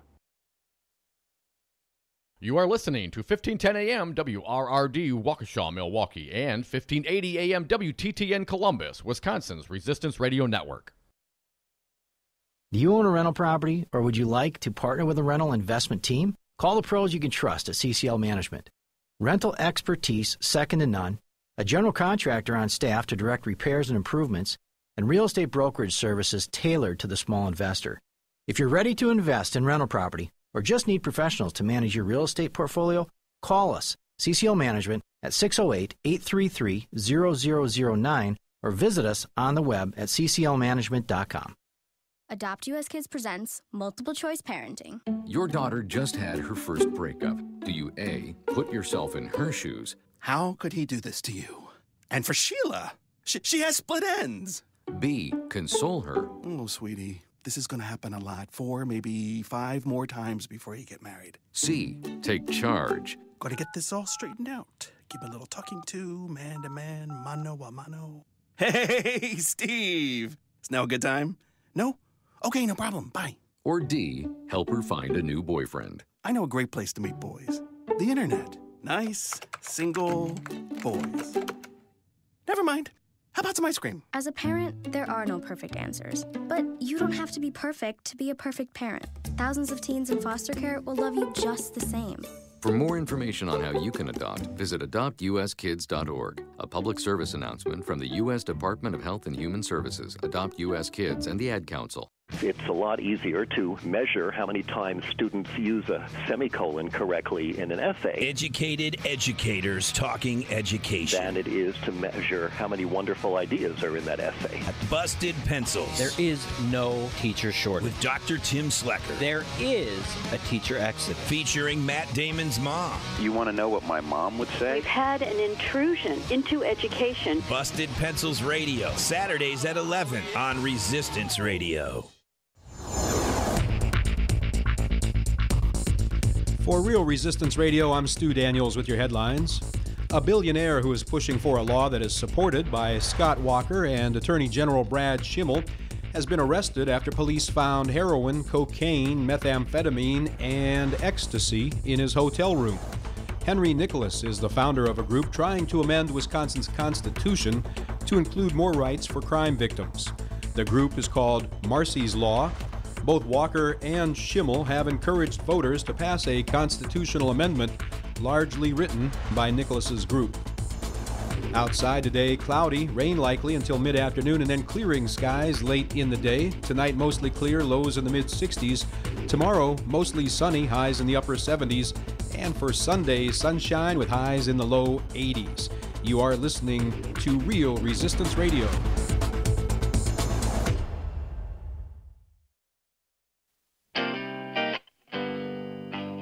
Warning, listening to the Devil's Advocates may expose you to opposing views. Oh, yeah. Welcome back. We're kicking a little Weezer this afternoon. Yeah. This is Real Resistance Radio. You're listening to the Devil's Advocates. My name is Joe Zepecki, in for the one and only Michael Crute. I've got the better half of the Devil's Advocates with me today anyways. Yeah. Thanks, Joe. And thank you, Senator Ron Johnson, for swinging by, bringing some beers and hanging out, talking some politics with us. There's never enough time, and last time he was here for like an hour, and we couldn't do it this time. But there were some questions out there, and I want to bring a couple of these up. And folks, you can join us. Let us know. Unload, air your grievances. I know some of you aren't big fans of the senator. Why would we bring him on? Because he's a senator, and he says yes. That's why. Well, and I'm pretty sure he's listening in the car right now. So if you want to give him a piece of your mind, let him hear from his constituents. Agree with him or not, he represents us in the United States Senate. 844-967-2789. Rick tweeted us out. Ask Johnson when they will add alcohol to the Schedule I drugs. And when he says, "What are you, crazy?" tell him they need to lift cannabis since it does not kill people like alcohol. Rick, amen, brother. Didn't get to it this time. We've had that conversation. I don't know. I think there's Republicans that perhaps could come along on this issue. I mean, former Speaker of the House, there are some that are. John already. Boehner is on the board of a big cannabis company. Because now it's like, oh, we can make some money, and oh man, it doesn't kill people. That's amazing. What a thought. But when it's able to pad their pockets, then now they're all into it. He saw the light, and it was more green in his pocket. Yeah, another one tweeted out to us, is he done yet? Yikes, can't stand it. Yes, he's done. You can join us. Tell us all about it. 844-967-2789. And we really didn't get to the Russia. He did, that's one I regret. He did go to Russia. He did. After we had him on here, I guess it was May 31st. He spent the 4th of July along with a contingent of other Republican-only senators in Russia, meeting with folks. As I understand it, he had tried to get to Russia previously on a separate issue, and then for whatever reason, the visa wasn't approved, or they couldn't get clearance to go. He still wanted to go to take some of these meetings, and so when a separate group of Republican senators decided to go, they said, we've been cleared. If you want to come with us, you can. So as I understand it, that's the backstory. So Ron tagged along. I got to tell you. We should have asked him about it, because the optics of it were not great. The initial sort of readouts were not great, but I do seem to recall that it was sort of shortly thereafter that we started to learn more through reporting and more additional indictments in the Mueller investigation that Senator Johnson was not one of these Republicans who is just towing the party line and is actually saying, like, you know what, let's see where this goes. Some of these allegations are pretty serious. So my hope is that Senator Johnson will be one of these Republicans who lets this investigation unfold and go where the facts lead. That's what I'm holding out hope for. Well, we always got our hope, don't we, Joe? If we don't have that, what do we have? A little hope and change attitude. I believe when Senator Ron Johnson came back from Russia, he was talking about the sanctions, that perhaps the sanctions are hurting more of the everyday Russian than the oligarchs. Yeah, right. And that may be a point. I don't know. I wasn't there. But as you mentioned, the optics are sketchy. It's tough. It's not a good look. It's not a good look. And when we see, how many other countries has Senator Ron Johnson gone to? Adversary. I mean, you know what I'm saying? This is an issue. I mean, Russia is an issue, no matter if you think it's a witch hunt like Trump wants everyone to believe it. But we have heard our intelligence agencies, and either our intelligence agencies are lying to us or Trump's lying to us. Well, I have no problem actually with members of Congress going to Russia. You don't make peace with your friends. You make it with your enemies. We should have relationships even with countries that are adversarial to us. That's not necessarily my biggest problem with that trip and his going. My biggest problem is that there is a long-standing tradition that all of those delegations are bipartisan. The part of this that was horrible optically is that it was only Republicans, and as we're trying to untangle exactly what happened and who was part of the conspiracy, and let's be clear, this is like, there's an indictment. There was a conspiracy. Russia did this according to American law enforcement and intelligence officials.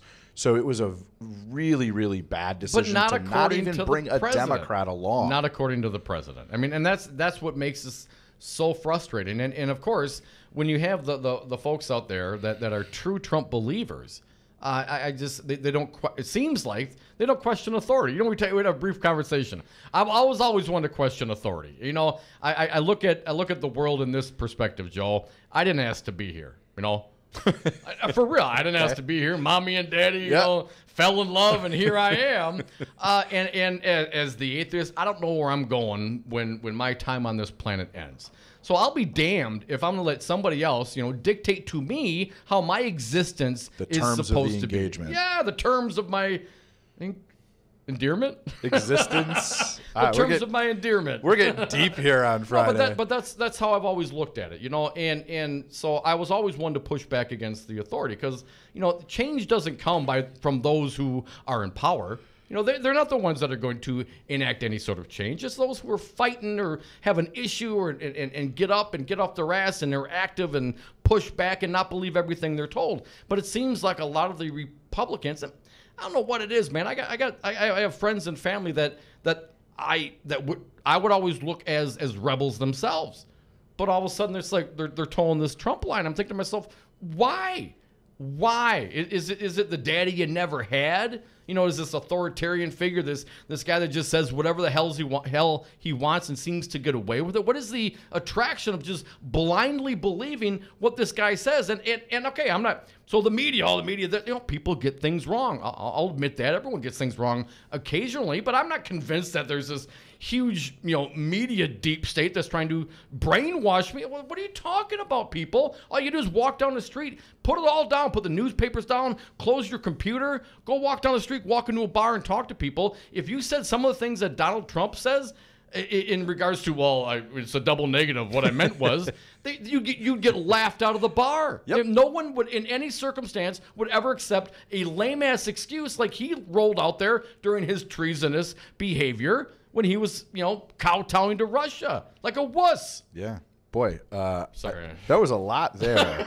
I'm just going to say, and I think listeners will recognize this from an American masterpiece, a cinematic masterpiece. Say what you will about the tenets of Dom's atheism, but at least it's an ethos. Little Big Lebowski for the folks out there. Oh, man. We love the Big Lebowski. The dude. 844-967-2789. Joe, I know you got a boogie tonight. Oh, Coach Joe. Should I call you Coach from now on? Sure. It's week 1 of high school football. I'm volunteering with an area school that I graduated from a very long time ago. It's been great to work with the kids. That's awesome. And week 1, so the weather has turned around. It maybe won't be the mud bowl, but it's still going to be sloppy out there, Joe. Of course, it's Friday. We air our grievances. I want to make sure you have an opportunity. We have about 3-4 minutes left. What is the grievance? What do you got on your mind, Joe, that you want to just get off your chest? I'm here for you, man. It's Scott Walker's disgusting in the gutter attack ad out of the gates, and big business conglomerates like WMC carrying his water. This attack ad, less than 12 hours after Tony Evers became the nominee. It's almost like they dated it 3 weeks ago. It's the biggest load of garbage. This issue with the teacher, Tony Evers did everything he could under the law, and the law said he couldn't fire that teacher.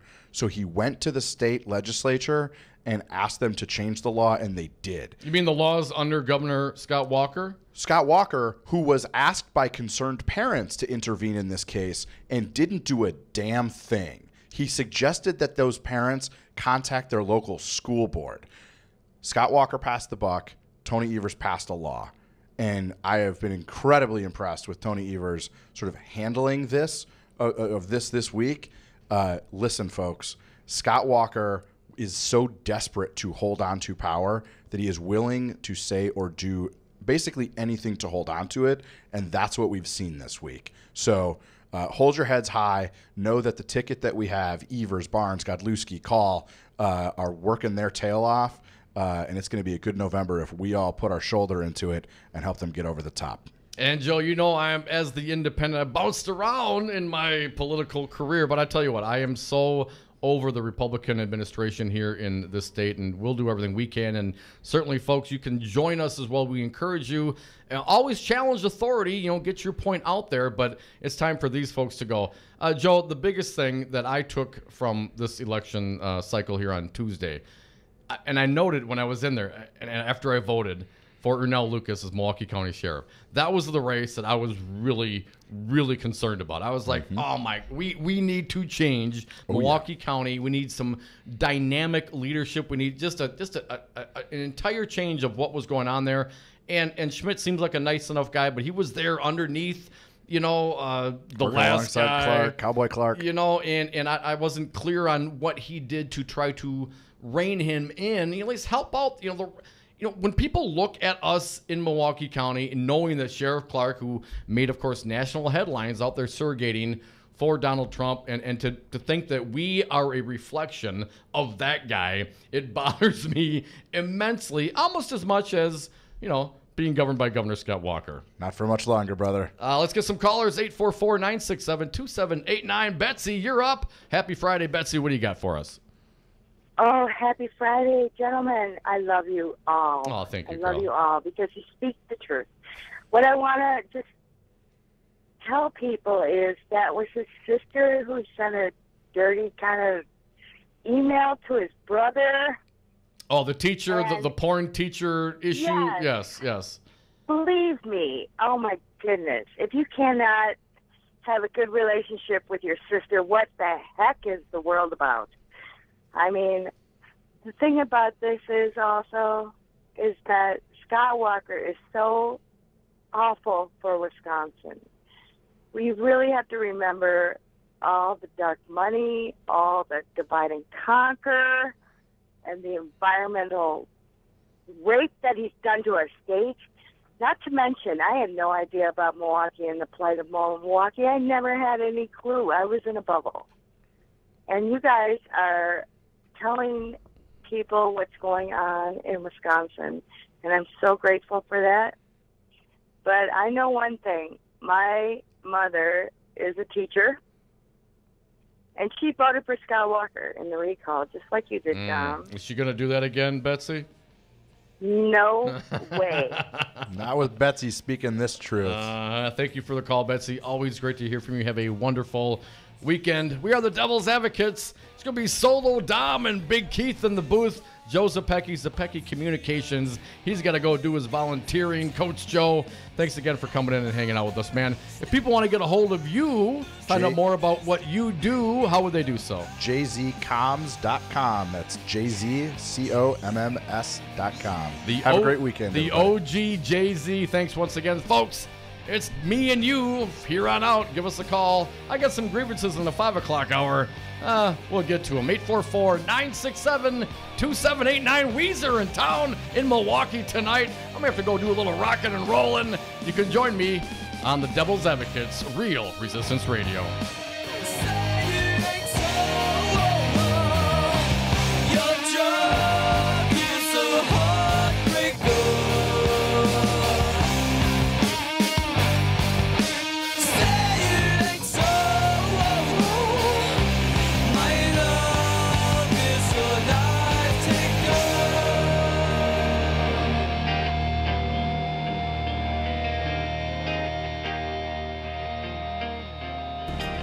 My wingman anytime. Oh, you can be mine. So, Jesse, why should someone buying a home pay for an agent when they can go online or call the number on a for sale sign? Great questions. First of all, never call the number on a sign to see a home. That's the seller's agent, and they don't represent your interests. If they show you a home outside of an open house, you forfeit your ability to have someone negotiate in your corner at no cost to you. Well, with interest rates still at historic lows, how can buyers still get a great deal and protect their rights? Step 1, find a buyer's agent that you trust. Your agent will best find the home that fits your needs, anticipate problems, and negotiate on your behalf from offer through closing day. And most home listing contracts stipulate that the seller's agent pays for the buyer's commission. Solidarity Realty. They're real, they're solid, they're honest. Whether buying or selling in Madison or Dane County, call Solidarity Realty, 608-284-9311, or find them at solidarityrealty.com. Hi, I'm Becky from Bounce Milwaukee, and I want to be the first to invite you to our newest attraction, axe throwing at Fling Milwaukee. Bring your friends, date, co-workers, or family to experience the rush of throwing axes at Milwaukee's first indoor throwing arena. Open 6 days a week for corporate team building, bachelor and bachelorette parties, date night, or just a fun night out. More information at flingmilwaukee.com or 414-312-4357. The Devil's Advocates. James Santel, he's a former U.S. attorney. He's our guest live on Brady. Once again, a pleasure to be with you, gentlemen, to talk about the latest news breaking as we speak. The FBI raided Michael Cohen, Trump's personal attorney, but once they got there, then they went back and got a more thorough warrant and said, we'll take everything. My first reaction is you need to teach criminal constitutional law. You've got it just right in terms of the process. They are kind of a big deal. This is a really big deal. The Packing House Restaurant, located at 900 East Layton Avenue, offers fine dining and casual supper club style.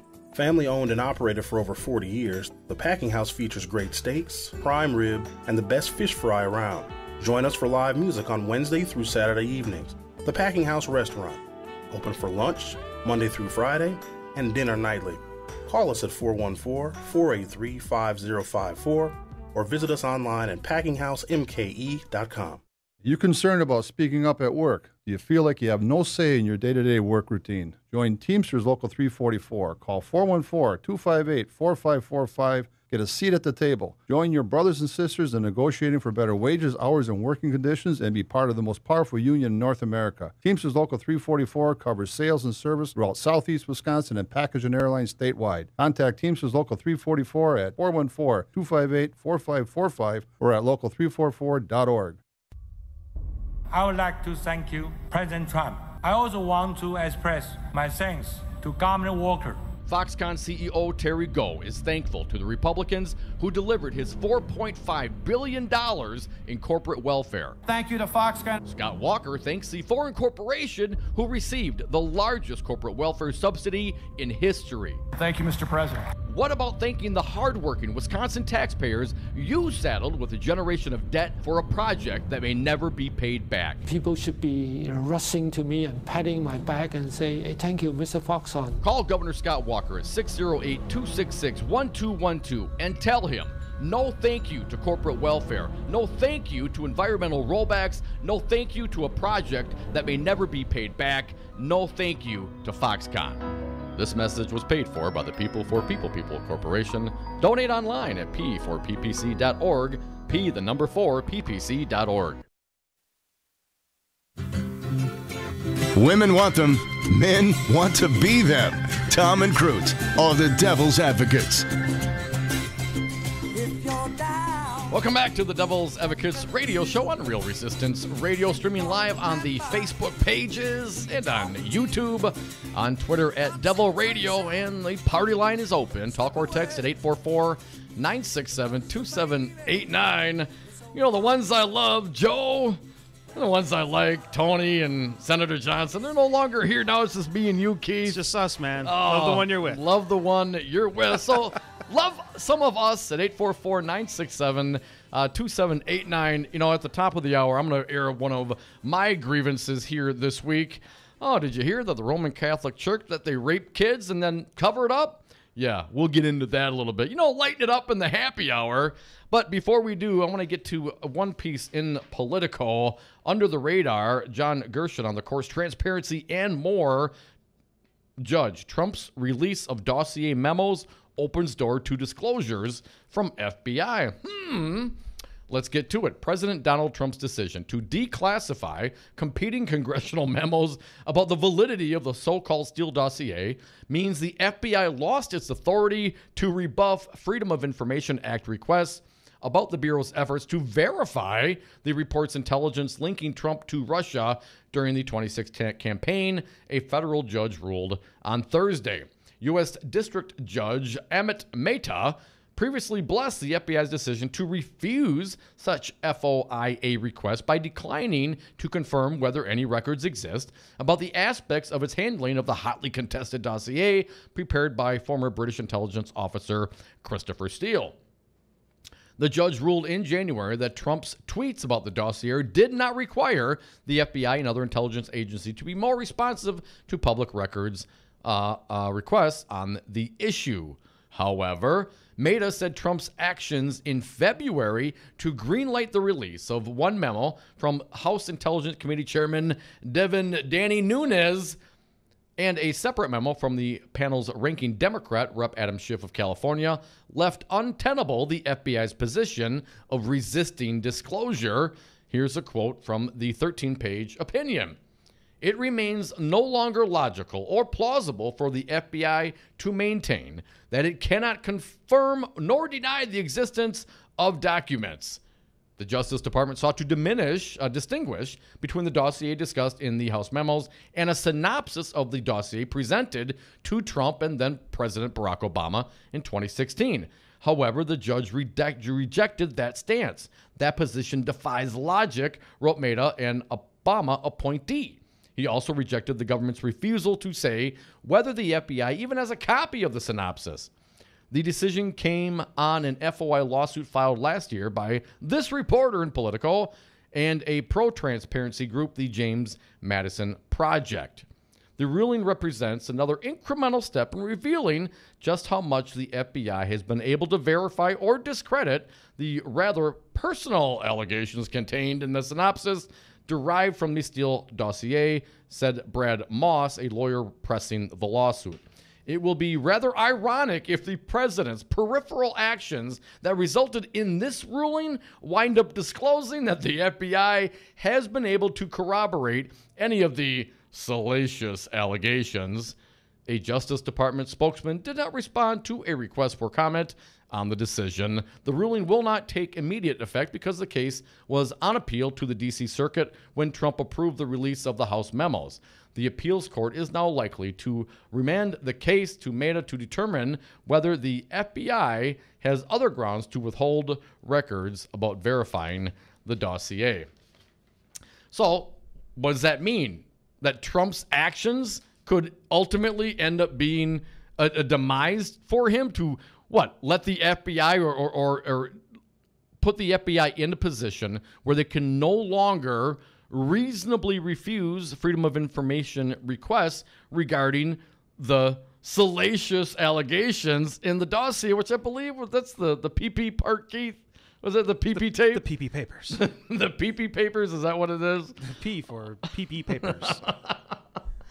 So I guess I would be very excited to see what happens here. Now, of course, the other side of this equation. Talking about the Republicans and conservatives' contentions and issues with how this investigation is going. And I would have to reiterate, it is my personal belief that all of the activities, information, texts, emails, phone calls, all those things that information is already known.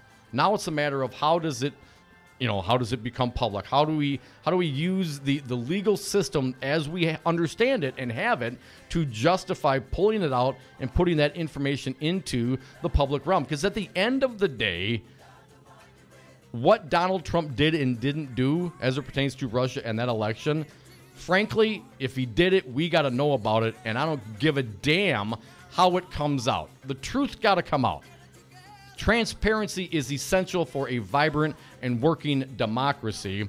Certainly the rule of law is as well. And I don't want people dragging my stuff and putting my things out there. But if I'm the president of the United States and I'm working with a foreign adversary to help, squash my competitors in an election in this country, we have a huge problem.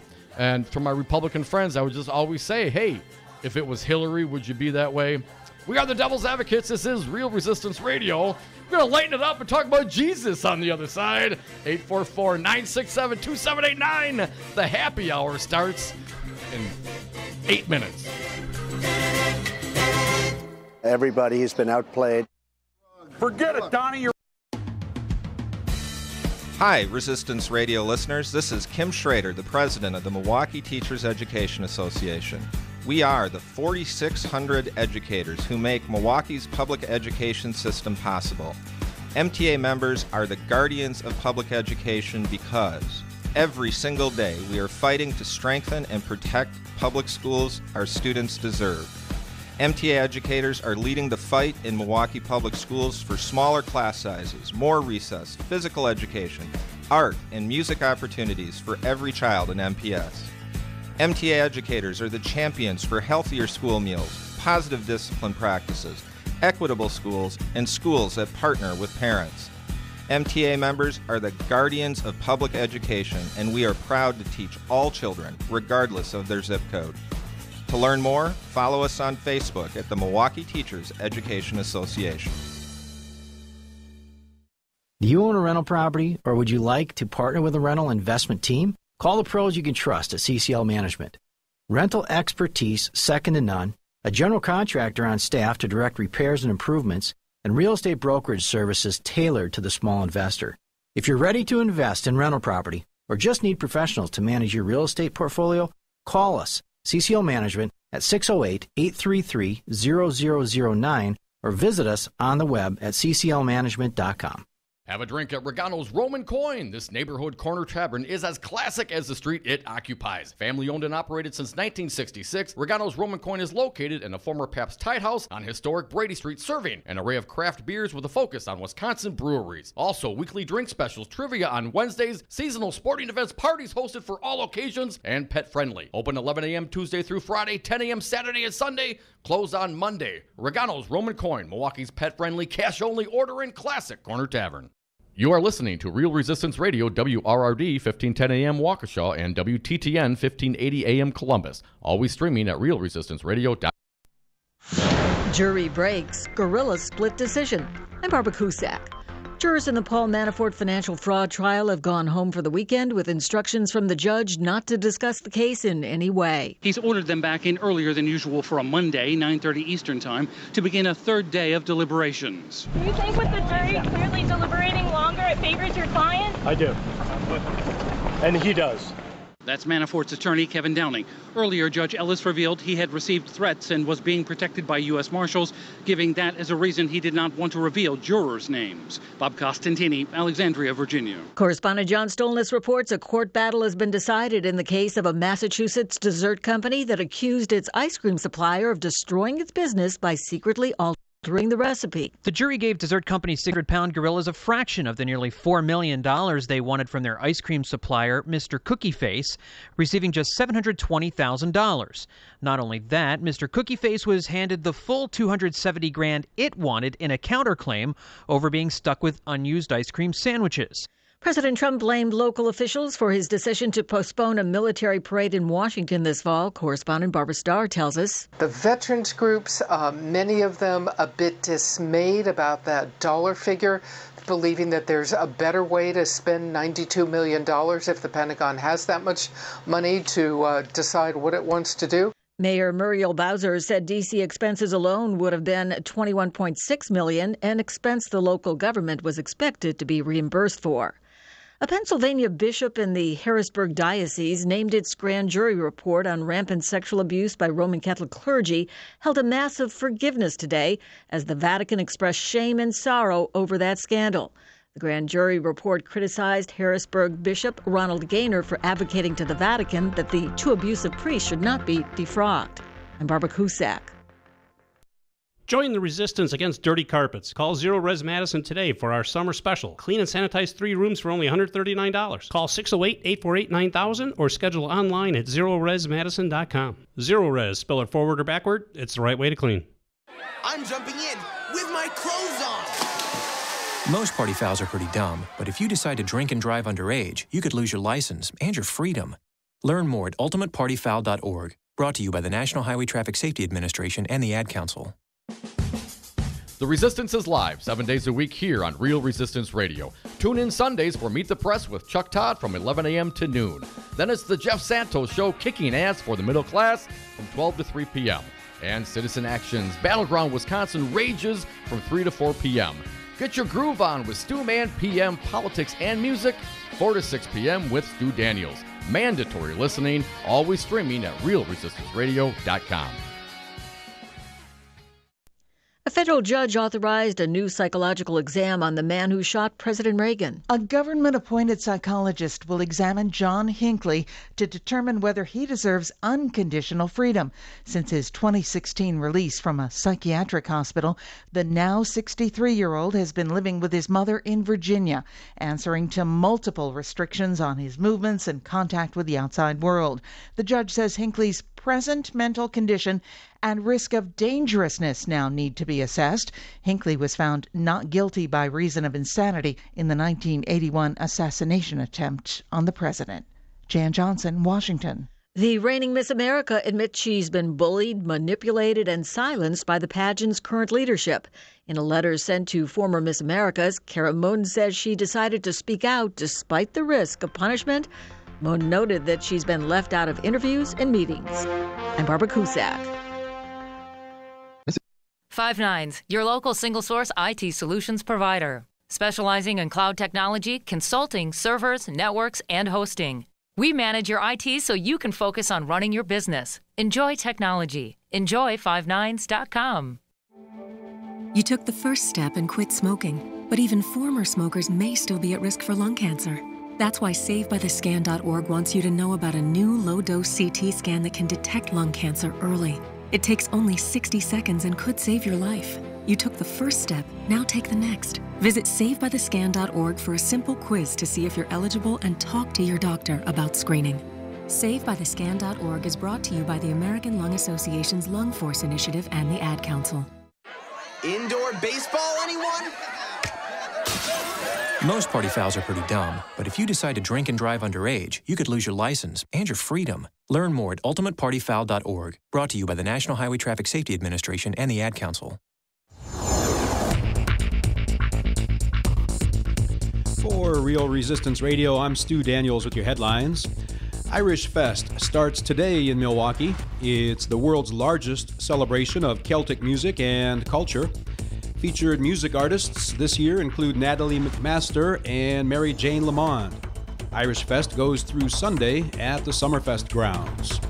The Packers beat the Steelers 51-34 at Lambeau Field last night, and the Brewers had the day off yesterday. They'll be in St. Louis for a big weekend series with the Red Hot Cardinals starting tonight. Outside today, cloudy skies, rain likely until mid-afternoon, then clearing skies late in the day. Temperatures in the upper 70s, mostly clear tonight, lows in the mid-60s, mostly sunny tomorrow, highs in the upper 70s. Sunday, sunshine with highs in the low 80s. You're listening to Real Resistance Radio. The following program is a presentation of DC Communications, LLC. Warning, you are about to listen to the greatest radio show ever. And due to contractual obligations and to shield our airwaves corporate licensees from any semblance of liability, responsibility, and gullibility, we must tell you the views represented on this show are not necessarily those of this station or its management. This radio show contains differing points of view on current political topics, and due to the nature of its contents, it should be heard by everyone. Thank you for listening. 3, 2, 1. Now live from the heart of liberal Wisconsin, where the political party is just beginning, welcome to the Devil's Advocate Show. Best friends proving it's never personal, only politics. Please allow me to introduce myself. Now here are your hosts, Dom and Crute. And welcome back to the Devil's Advocates Radio Show. It's just Dom, not Crute, and Big Keith in the studio. Hey, Keith. Thanks for sticking around, man. Somebody's got to fly this plane. Someone's got to push the buttons up there. All right, so it's happy hour. It's Friday. And you know, normally we like to keep it light and have a good time, but as it is Friday, we do air grievances, and I have one that I have not gotten to all week, and I got to get to it. I don't want to bring you down, but I do want to get you involved. Pennsylvania, a grand jury in Pennsylvania released a 1,356-page report that found that more than 1,000 identifiable, which means there's probably more, child victims were abused by over 300 Catholic priests. Before we jump into that Fortune article by Glenn Fleischman, I wanted to get to the numbers. Before we get to the social costs of this, let's get to the real actual dollar costs. And I found a piece, doing my research here in between the breaks, from the Washington Post, and this is from 2013, so this is about 5 years ago, regarding the amount of money that we do not tax, that we do not, as a society, as a government, collect from religious institutions. This is in the Washington Post. Dylan Matthews. And I will read. Matt Iglesias thinks we ought to start taxing churches. Hell, I do too. Whichever faith you think is the one true faith, it's undeniable that the majority of this church spending is going to support false doctrines, he notes. Yes, that's the one thing I've always found as amusing is everyone says, "Oh, Dom, you're an atheist. You don't believe." And I take the attitude, and maybe it was Bill Maher or somebody else. Everyone's an atheist, right? I just take it one religion farther than the other atheists. But I continue. Even if you did direct the money toward the one true faith, it's still a bad idea, as upgrading a church's physical plant doesn't enhance the soul-saving capacity of its clergy. Regardless of whether you buy Iglesias' logic, this raises an interesting question. Exactly how much money are we talking about here? If all of a sudden churches, synagogues, mosques, and the like lost their tax privileges, how much tax revenue would that generate? Ryan T. Cragen, a sociologist from the University of Tampa, and two of his students, Stephanie Yeager and Desmond Vega, took it upon themselves to figure it out. They're not exactly disinterested parties. Their research appeared in Free Inquiry, a publication of the Council for Secular Humanism, Think Atheists. But Cragen is a serious sociologist of religion, and the data seems to check out. The full scale of subsidies religions get is pretty staggering. Let's think about this while, as a backdrop, before we talk about the raping of children by the Pennsylvania Catholic priests. When people donate to religious groups, it's tax deductible. Churches don't pay property taxes on their land or buildings. When they buy stuff, they don't pay sales taxes. When they sell stuff at a profit, they don't pay capital gains tax. If they spend less than they take in, they don't pay corporate income tax.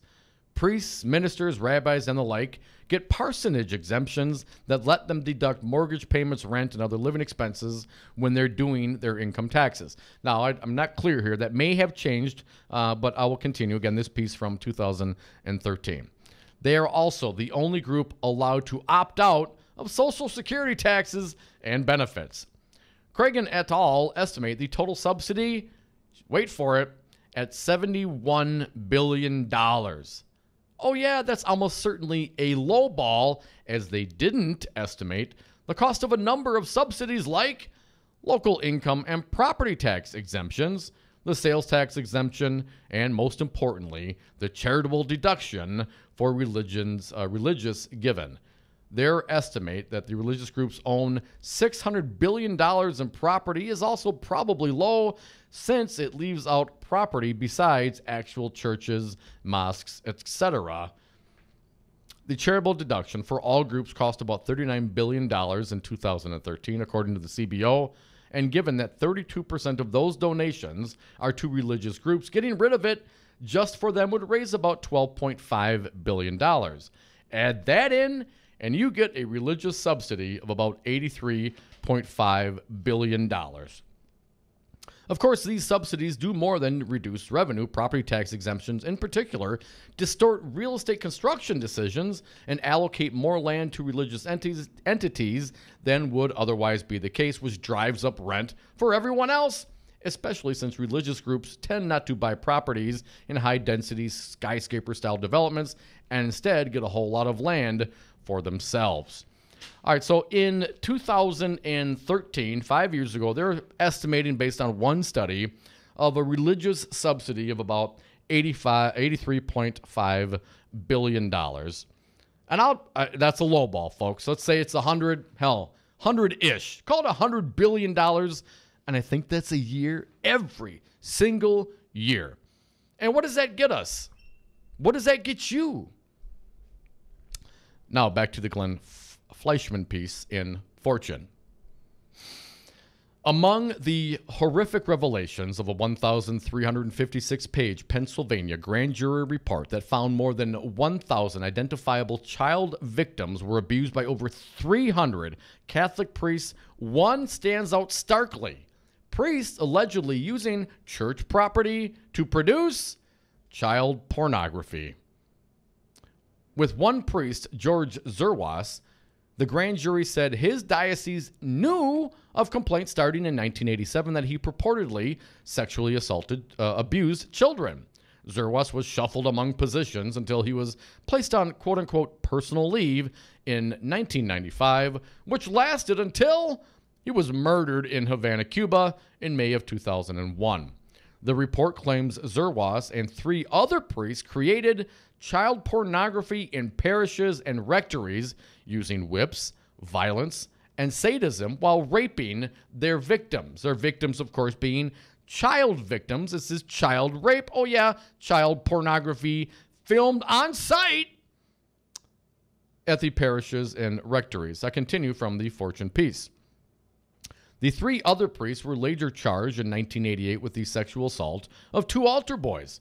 One pleaded guilty and the other was found guilty, and both sentenced to years in prison. The third evaded charges due to a statute of limitation expiration. All right, put that in your pocket. We'll get to that in a little bit. In another case, a priest admitted in testimony before the grand jury that he had seen photos in 1980 of another priest, David Soderlund, sexually abusing a 12-year-old boy and reported it to his superiors. Soderlund was removed briefly from the ministry, then returned for several years until he was put on administrative leave in 1989. He was not dismissed until 2005. Again, think of the timeline here. Photos in 1980, not dismissed until 2005.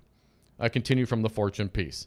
According to the grand jury report, diocese records state that the church negotiated with law enforcement to avoid prosecution. What? Let's put that one in our back pocket as well. Soderlund was arrested, convicted, and sentenced for possession of sexual exploitation of children and possession of child pornography, 2009 in Wyoming. A number of priests cited in the report were found by church and civil authorities in possession of child pornography as well. In 2004, a priest ordained in 1974, Ronald Yarosh, was found with a tremendous amount, quote unquote, of child pornography. He pleaded guilty to possession and an unrelated act of embezzlement, but the church didn't expel him until 2007 after a subsequent parole violation led him back to prison. Yeah, let's continue to forgive the child rapists. I continue. In 1981, Erie Diocese priest Robert Bauer was found to have collected child pornography, but one of the 4 diocesan workers who reported it to a priest in the church was fired. She, the priest's secretary, and another co-worker retained the material in case it could be used in the future. When Bauer was charged with possession of child pornography, the woman took the material to the police, but the material was destroyed without additional charges being filed. The original charges against the priest were dropped because of mishandling of evidence. The grand jury report issued its findings based on 2 years of examination of approximately 500,000 pages of documents from Catholic regions known as dioceses that cover 54 of 67 counties in Pennsylvania, as well as the testimony of dozens of witnesses. The report's statements derive from what were often secret church records, as well as witnesses, and over a dozen priests accused, most of whom admitted their abuse. Most of the alleged crimes have exceeded statutes of limitations to bring charges. The U.S. Catholic Church has spent and committed to spending nearly $4 billion in settlements and court awards relating to sexual abuse cases involving priests and other church officials in the last 65 years, according to a 2014 report. Most of those payments came in recent years. Some dioceses have filed for bankruptcy protection, however, and avoided paying some of the judgments. Bankruptcy protection, statutes of limitations, negotiations with law enforcement to avoid prosecution, for child rape, for producing child pornography on tax-exempt church grounds. This is a continuation of the same, but it is a glaring example of the hypocrisy of the religion. How many religious folks are just beside themselves about gay marriage? Oh, can't have gay marriage. Where's the marching in the streets against the priests for raping children, against the diocese and the Catholic Church and the Vatican for covering it up? Hey, it's happy hour. I'm not very happy. It's Friday. We air grievances. You can join me, 844-967-2789.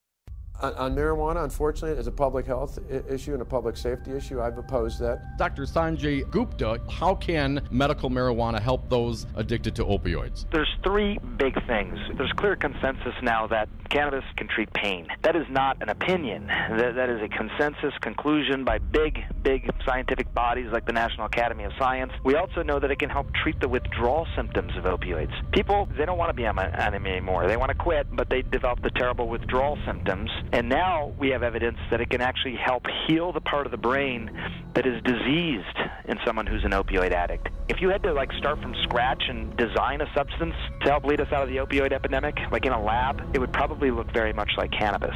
Call Governor Scott Walker at 608-266-1212. Tell him good people do smoke marijuana.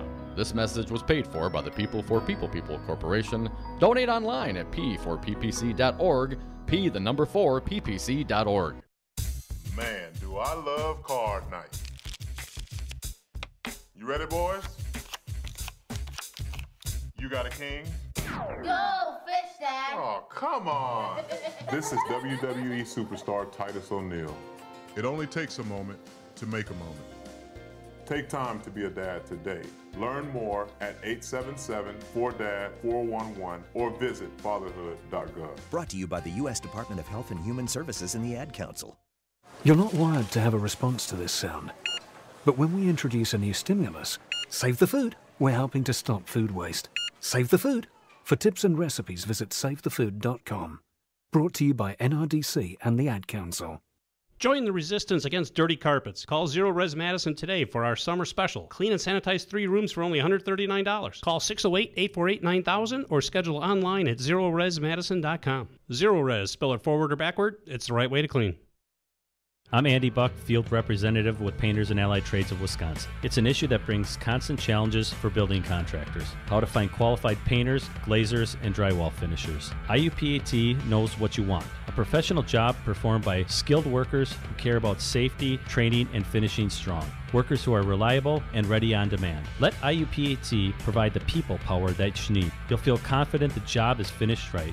Connect at IUPATDC7.com and finish strong. Hey folks, sexy liberal Stephanie Miller here.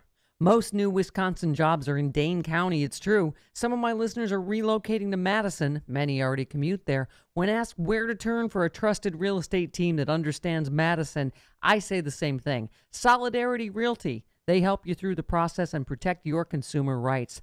They live their values, building community, promoting sustainability and diversity. Find them today at solidarityrealty.com and tell them Stephanie Miller sent you. Every hiring manager knows that a company is only as good as the people it's made from. So where do you find the best people? That may surprise you. Meet the grads of life. Young adults of unique determination and experience. An ideal fit for your company in an entry-level position, internship, or even mentorship. They might not have every qualification you typically look for, but they're exactly who your company needs. This is talent worth knowing about. Go to gradsoflife.org to learn how to find, cultivate, and train this great pool of untapped talent. Brought to you by the Ad Council and gradsoflife.org. The Forum, hosted by Sherwin Hughes, exclusively on Real Resistance Radio. Call in live at 844-967-2789 and give your thoughts, feelings, and opinions on local and national topics. Monday through Friday from 8 a.m. until 11 a.m., it will not be what you expect to hear, but we will definitely give you what you need to know. That's The Forum, hosted by Sherwin Hughes on Real Resistance Radio. Always streaming live on realresistanceradio.com.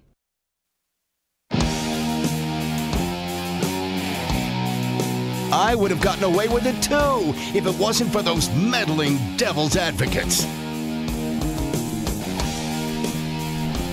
And we are back. Thank you for listening to the Devil's Advocates radio show, Real Resistance Radio, in studio here on Brady Street in Milwaukee, also on YouTube and Facebook pages, also on Twitter at Devil Radio, and you can always hit us up on the toll-free line, talk or text, 844-967-2789. I'm going off on a little rant here about the Catholic Church and their, systematic raping of children and the cover-up thereof. And, oh, yeah, don't forget, they get about $100 billion a year in tax breaks. Yeah, so, way for us to finance, by the non-collection of their taxes, we essentially finance child rape. Is that too much? Is that too harsh for you? Let me know, 844-967-2789. Will from Madison, you're next. Thanks for calling, man. What do you got for us today? Damn, the timing is really funny, but I'm not even going to go into that. I just wanted to say I'm dying to see our Democratic nominee go ahead and slam the ridiculous liar that we have in office at this point. All the heck. I'm hoping that he is a truth teller, because that's what we need here in Wisconsin at this point. You're talking about Tony Evers, Will? Yes, I am, sir. Yeah. And I'm willing to throw the tiny little bit of anything that I threw towards this country and the idea of this country that I had all this time. And the money that I've earned, I've actually, even though I'm a loudmouth idiot who's just annoyed everybody for the 7+ years I've been here. Yeah, you and me both, Will. I've actually earned a lot of money through my years in this country and invested it as I watched what was coming in. For some reason, knew ahead of time what was coming. I'm willing to invest FUW, which stands for Freedom Underwear, a registered trademark FUW, 20 some odd years, or almost 20, I'm not sure, brain damage, don't sleep and drive, into his nomination and to his winning. Man, I'm so ready for some real truth to be happening here in Wisconsin. That's why I came here years ago. I worked my butt off against W. George. I am sick of this country be about lying. We're supposed to be about truth. And Wisconsin was the best example I ever saw about this country. Yeah, I mean, we're supposed to be Wisconsin nice here, Midwest nice. Will, thank you for the call, my man.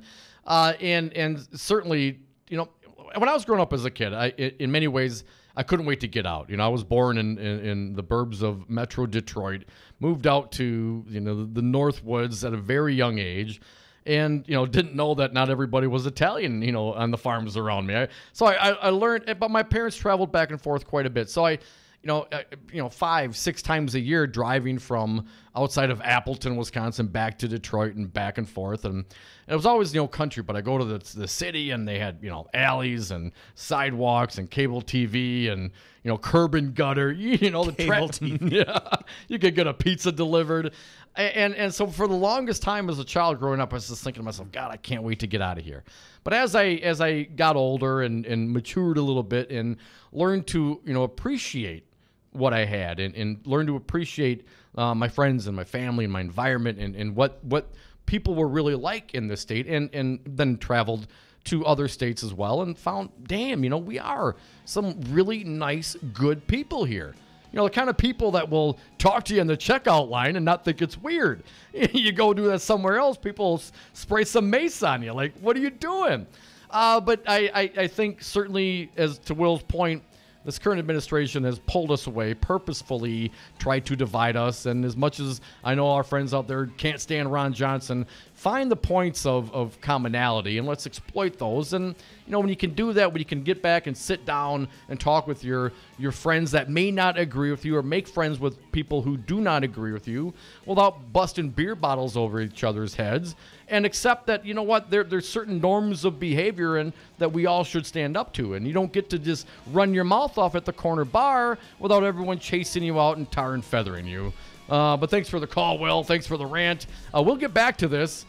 Child abuse by Catholics. I know we have some notes, some text on our line at 844-967-2789. This is something I'm very passionate about, not just as the atheist, but as what I see as just a devastating impact on our culture by the Catholic Church, specifically in this case. We are the Devil's Advocates. Come right back with us, 844-967-2789.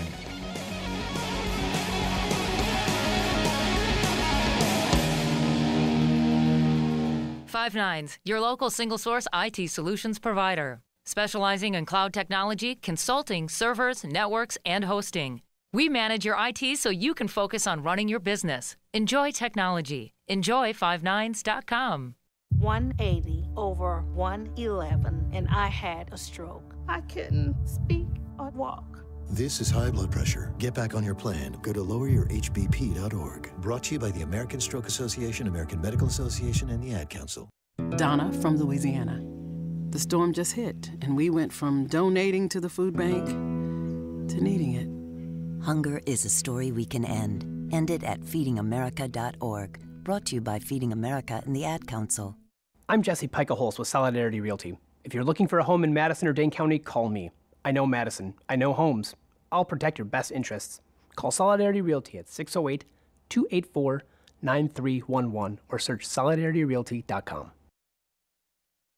Here's how you get them. If someone invites you for a cocktail, you bring them beer. If someone invites you to dinner, you bring a casserole. That's how you make friends. That's the Wisconsin way. Have you outgrown your house? Are you sick of apartment living? Not ready to buy, but know you need to move? Hi, folks. This is Tom Hartman for CCL Management in Middleton. You should consider moving up to one of the finer rental homes CCL Management represents. Unique houses and condos, always clean. Most are pet-friendly. Visit cclmanagement.com today to find your new home. CCL Management, Dane County's premier leasing and property management company. Call CCL Management at 833-0009. That's 833-0009. Or visit cclmanagement.com today. Take a look under your bed. Find stuff under there? What about jobs? No? Now try your basement. There's a pair of overalls that overall you're not so into anymore. A perfectly good laptop that hasn't sat in your lap in months. And even more stuff, but still no jobs? Well, you really have both. See, stuff is defined as household articles considered as a group. Sometimes this stuff is no longer needed.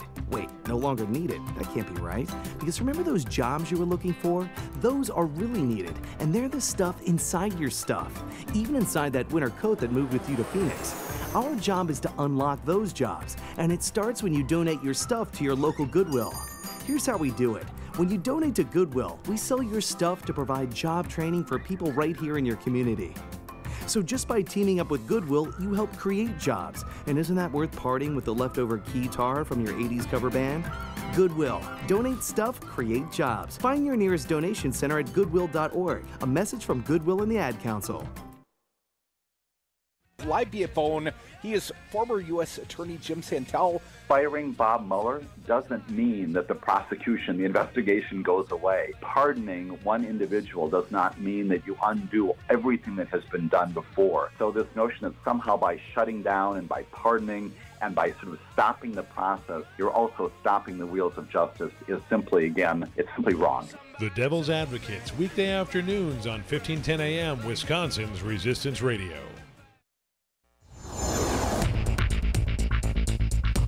For Real Resistance Radio, I'm Stu Daniels with your headlines. Children's Hospital in Milwaukee has announced a $265 million addition. Interstate 43, just north of Milwaukee, between Silver Spring Drive and Good Hope Road, was closed down in both directions due to flooding this morning. First responders had to rescue several people from their submerged vehicles. And Irish Fest starts today in Milwaukee. It's the world's largest celebration of Celtic music and culture. Featured music artists include Natalie McMaster and Mary Jane Lamond. Irish Fest goes through Sunday at the Summerfest grounds. Outside today, cloudy skies, rain likely until mid-afternoon, and then clearing skies late in the day. We'll have temperatures close to 80 degrees, mostly clear tonight, lows in the mid-60s, mostly sunny tomorrow, highs in the upper 70s. Sunday, sunshine with highs in the low 80s.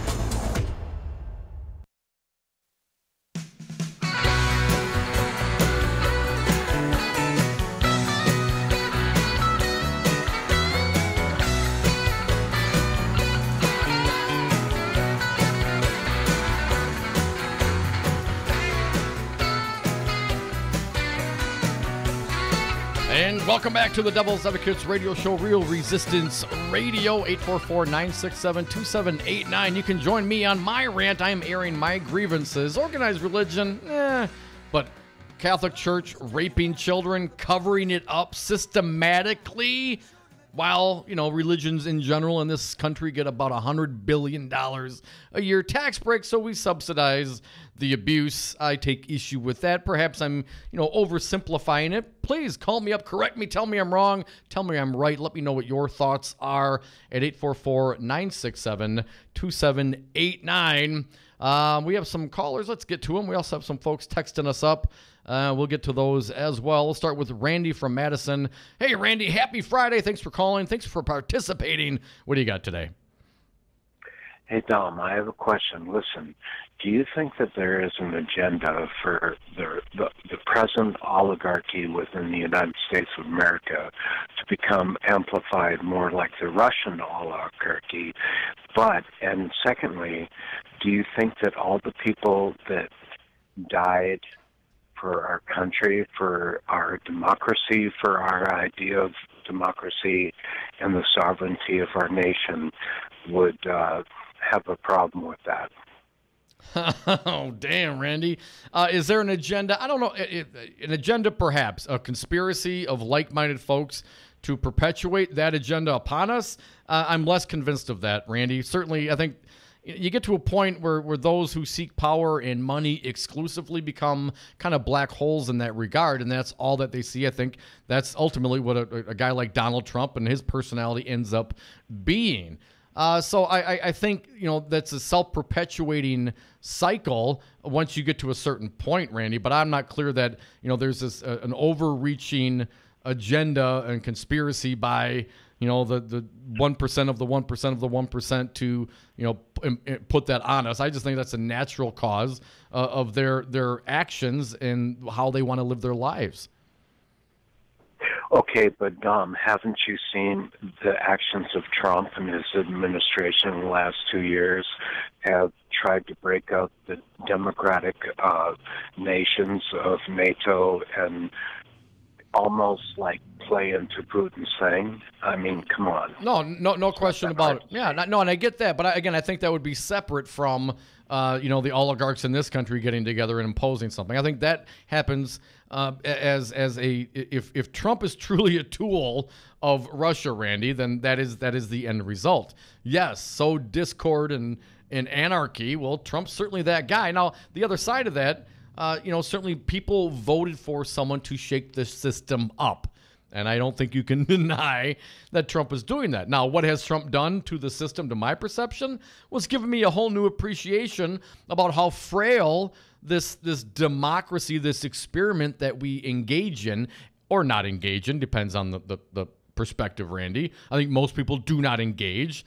What do we have? 22% voter turnout in Tuesday's elections. While that's actually a pretty big number for this particular election cycle, a midterm, that's woefully inadequate. I mean, you can't make people care. You can't make people read and understand it and put skin in the game, especially when they're out working multiple jobs, trying to take care of their families or their kids or their elderly parents. We, as a society, we're pulled on in how many different directions. I'm not, people have to make those choices. And all I can try to do, Randy, is encourage people, motivate them to take it into their own arms. Take this thing that we do. I do not want, Randy, some sort of oligarch or some dictator type or benevolent dictator, as it were, to tell me how I got to live my life. We have certain freedoms, and that's what I tried to explain to Joe. I didn't ask to be on this earth, man. Next thing I knew, here I am. And I'm the atheist, so I don't believe in the heaven or hell or any of that stuff. So it doesn't bother me. I'm totally okay with not knowing what happens. And I assume nothing happens. Just like nothing happened before I was here, nothing will happen after I'm gone. So in my view, this is heaven on earth, man. Consciousness and the ability to impact not only ourselves, but to shape the information and the future of those around us, man. That's what I'm talking about, Randy. Self-awareness and love of neighbor and society and trying to work together. The good parts of it all. That's what I'm all about, man. Certainly those that have power and those that seek power, to the nth degree when you talk about the oligarchs. So, the murder of someone, and you can go to the war situation. Well, I mean, we're certainly as an empire all over this world. Now, does that help us in our security? Probably.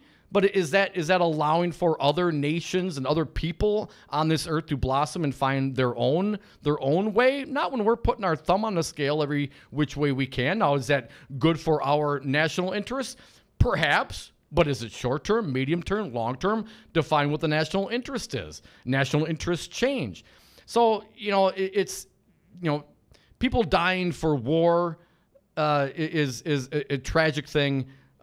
Oligarchs murdering people, journalists who get too close, also a terrible thing. The value of human life, Randy, seems to have diminished. And then people always talk, well, you have to value human life. And if you don't believe, if you're not a believer, where do you get your morals from? I'll shoot that right around back to them, Randy. Where are they getting their morals from? As a society, we subsidize religions in this country to the tune of $100 billion a year.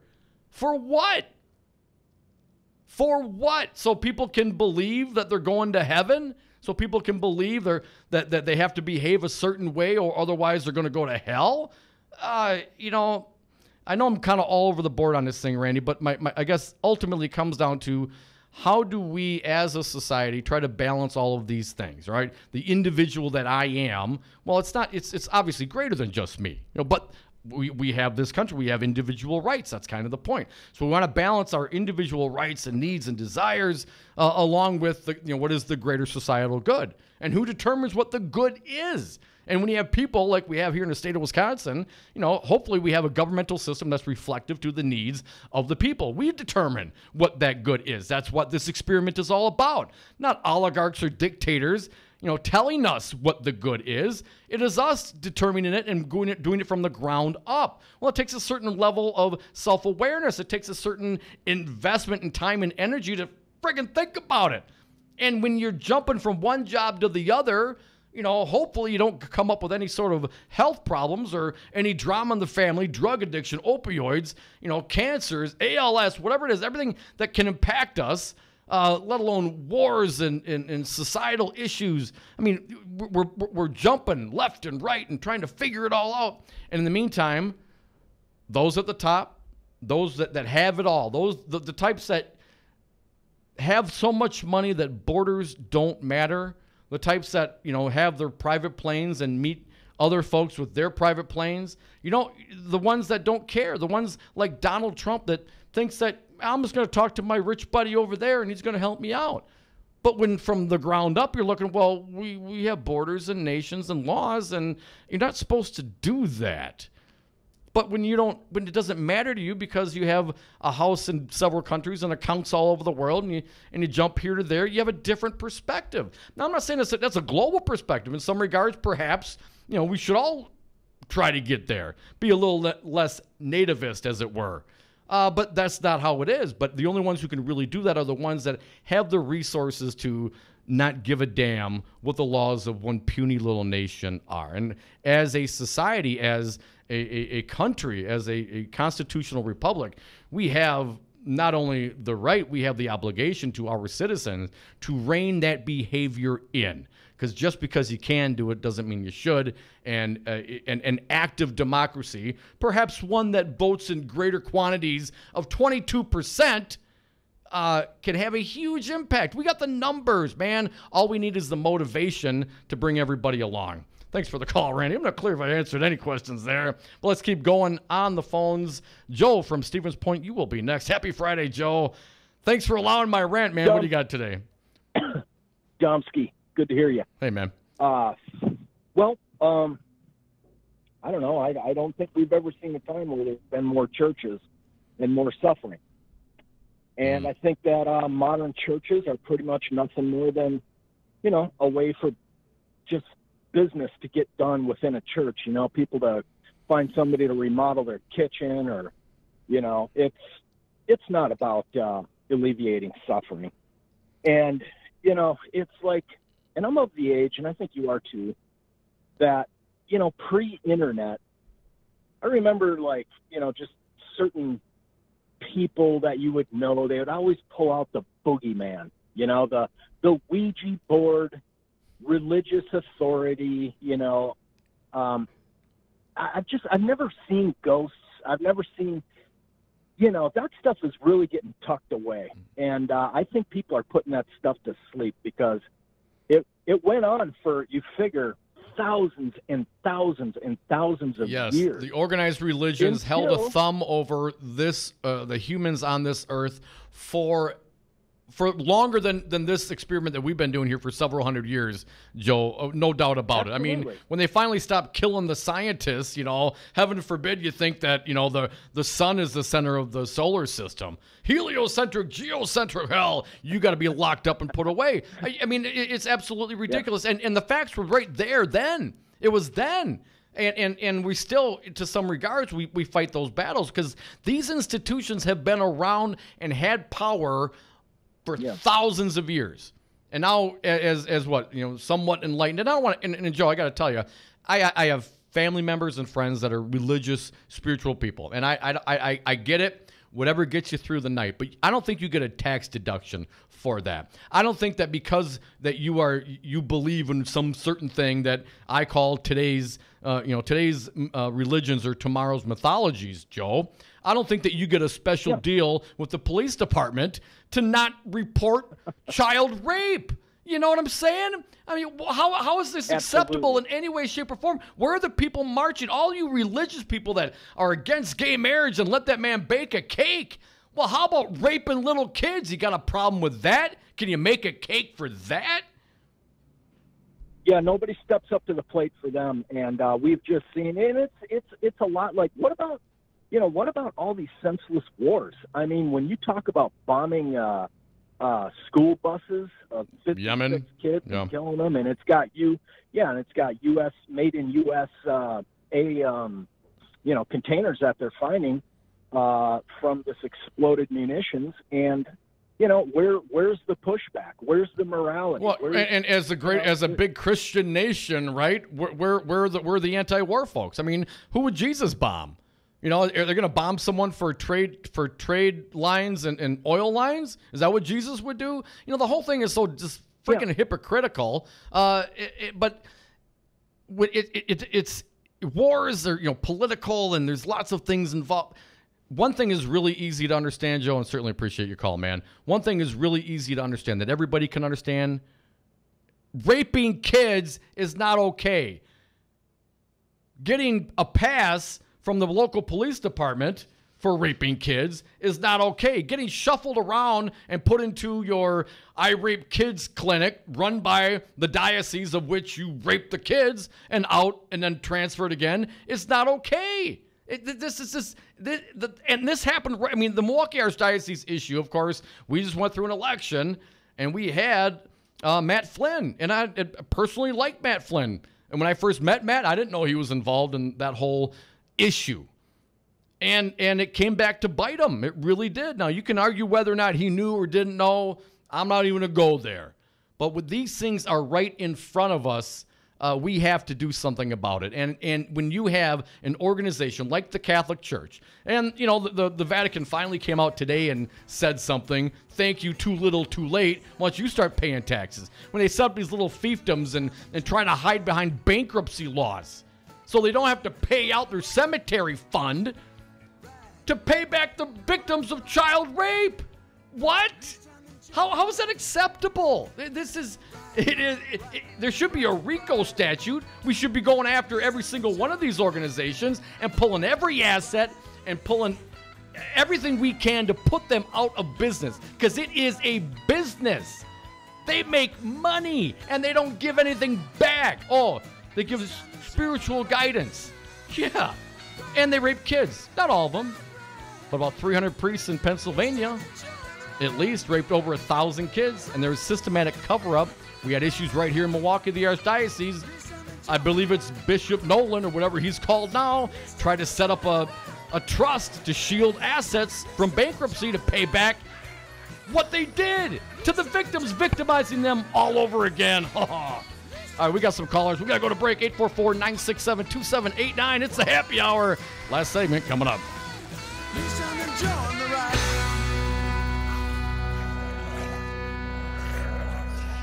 We can express our feelings about these horrible crimes in 2 words.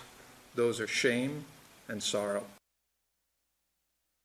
Brad Zog, owner of Zero Res Madison. Brad, why should people use Zero Res Madison? Why wouldn't you clean your carpets like this? We've got a patented system. We also do another step that most people don't do. We have a double rotating brush machine that we use when we pre-treat the carpet. So this helps dig up any of that stuff that's deeper in your carpet that the vacuum doesn't get. We're going to provide that intermediary step before we clean with our empowered water. Call Zero Res today, 608-848-9000. Zero Res. Spell it forward or backward. It's the right way to clean. Hi, I'm Todd Stryker, President and CEO of Five Nines. Have you got your head in the clouds on how to manage IT for your enterprise?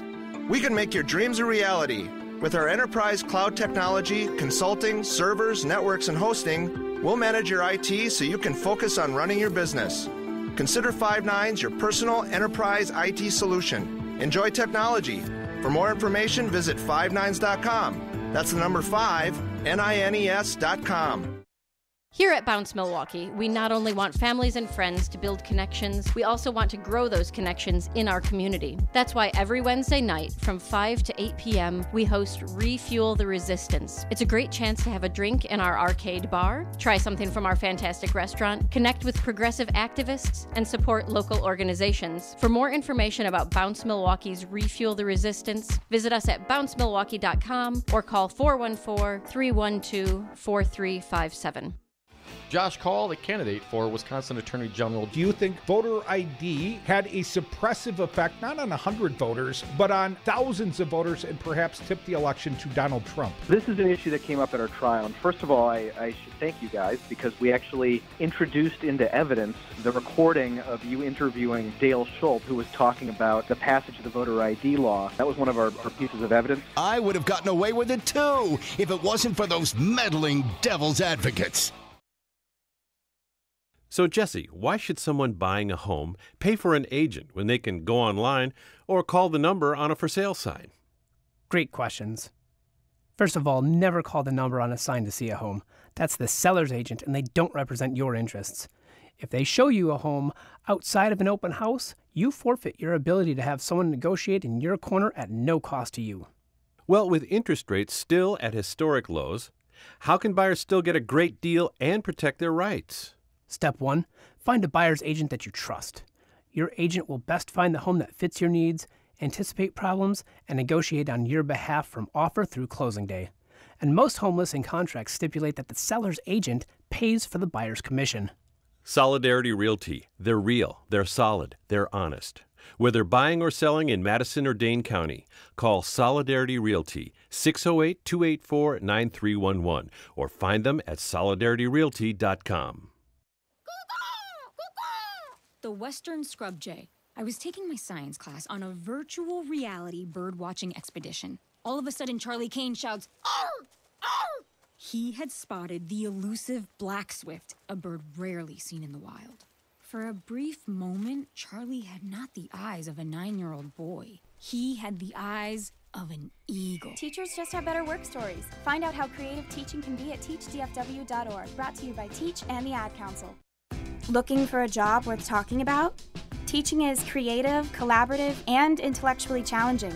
See why teachers have better work stories at teachdfw.org and learn more about becoming a teacher. Brought to you by Teach and the Ad Council. I'm jumping in with my clothes on. Most party fouls are pretty dumb, but if you decide to drink and drive underage, you could lose your license and your freedom. Learn more at ultimatepartyfoul.org. Brought to you by the National Highway Traffic Safety Administration and the Ad Council. Fathers, I want to thank you all for coming. No, thank you for finally organizing an all-priest meeting, Father Maxey. I think we all agree something has to be done quickly. But yes, I'm afraid if things keep going the way they are, we could lose our entire religion. Yes, we've got to stop these boys from going to the public. They've got to know to keep their mouths shut. That's right. Right, and so, wait a minute, what?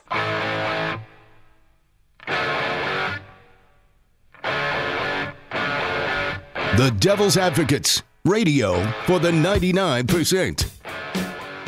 And we are back. Thank you for listening to the Devil's Advocates radio show. Last segment of the day. Damn, time goes flying by when I'm on a rant.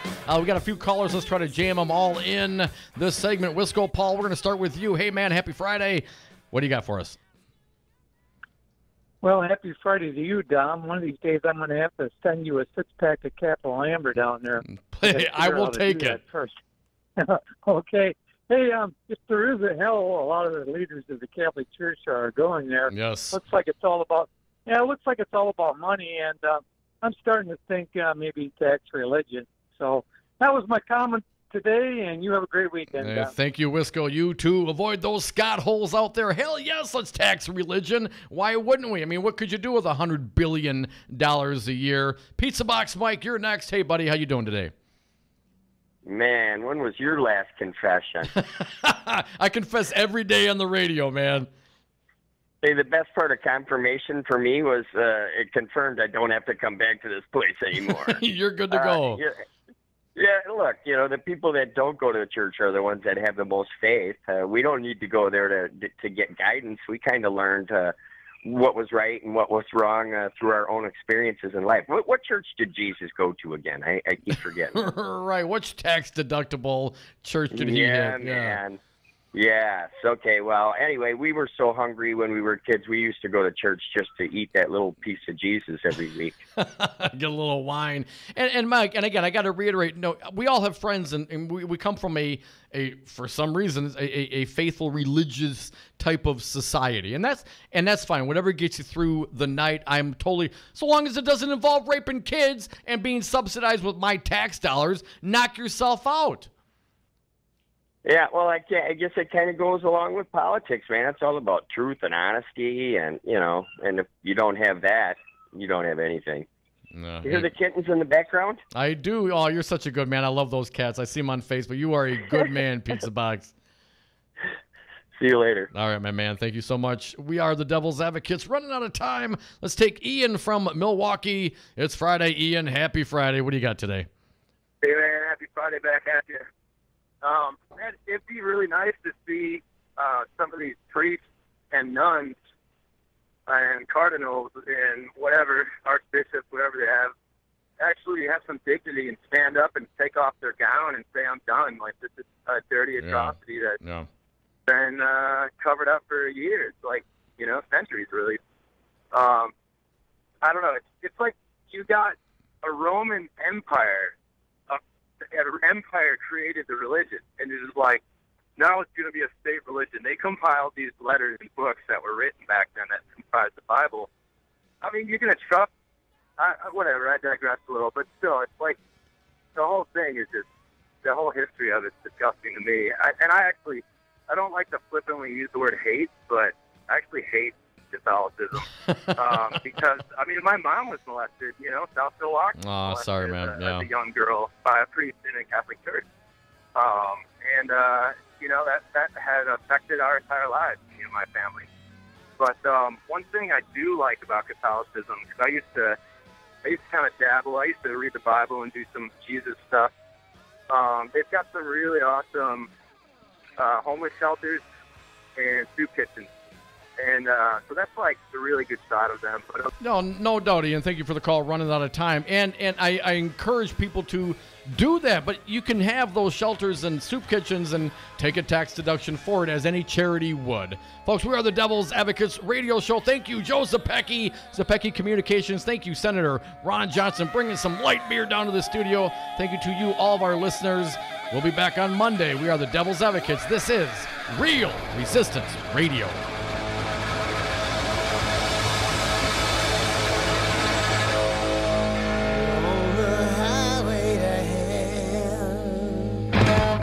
We've made great progress today. Do you love public education? Do you want to support your schools? Then you should support the people who make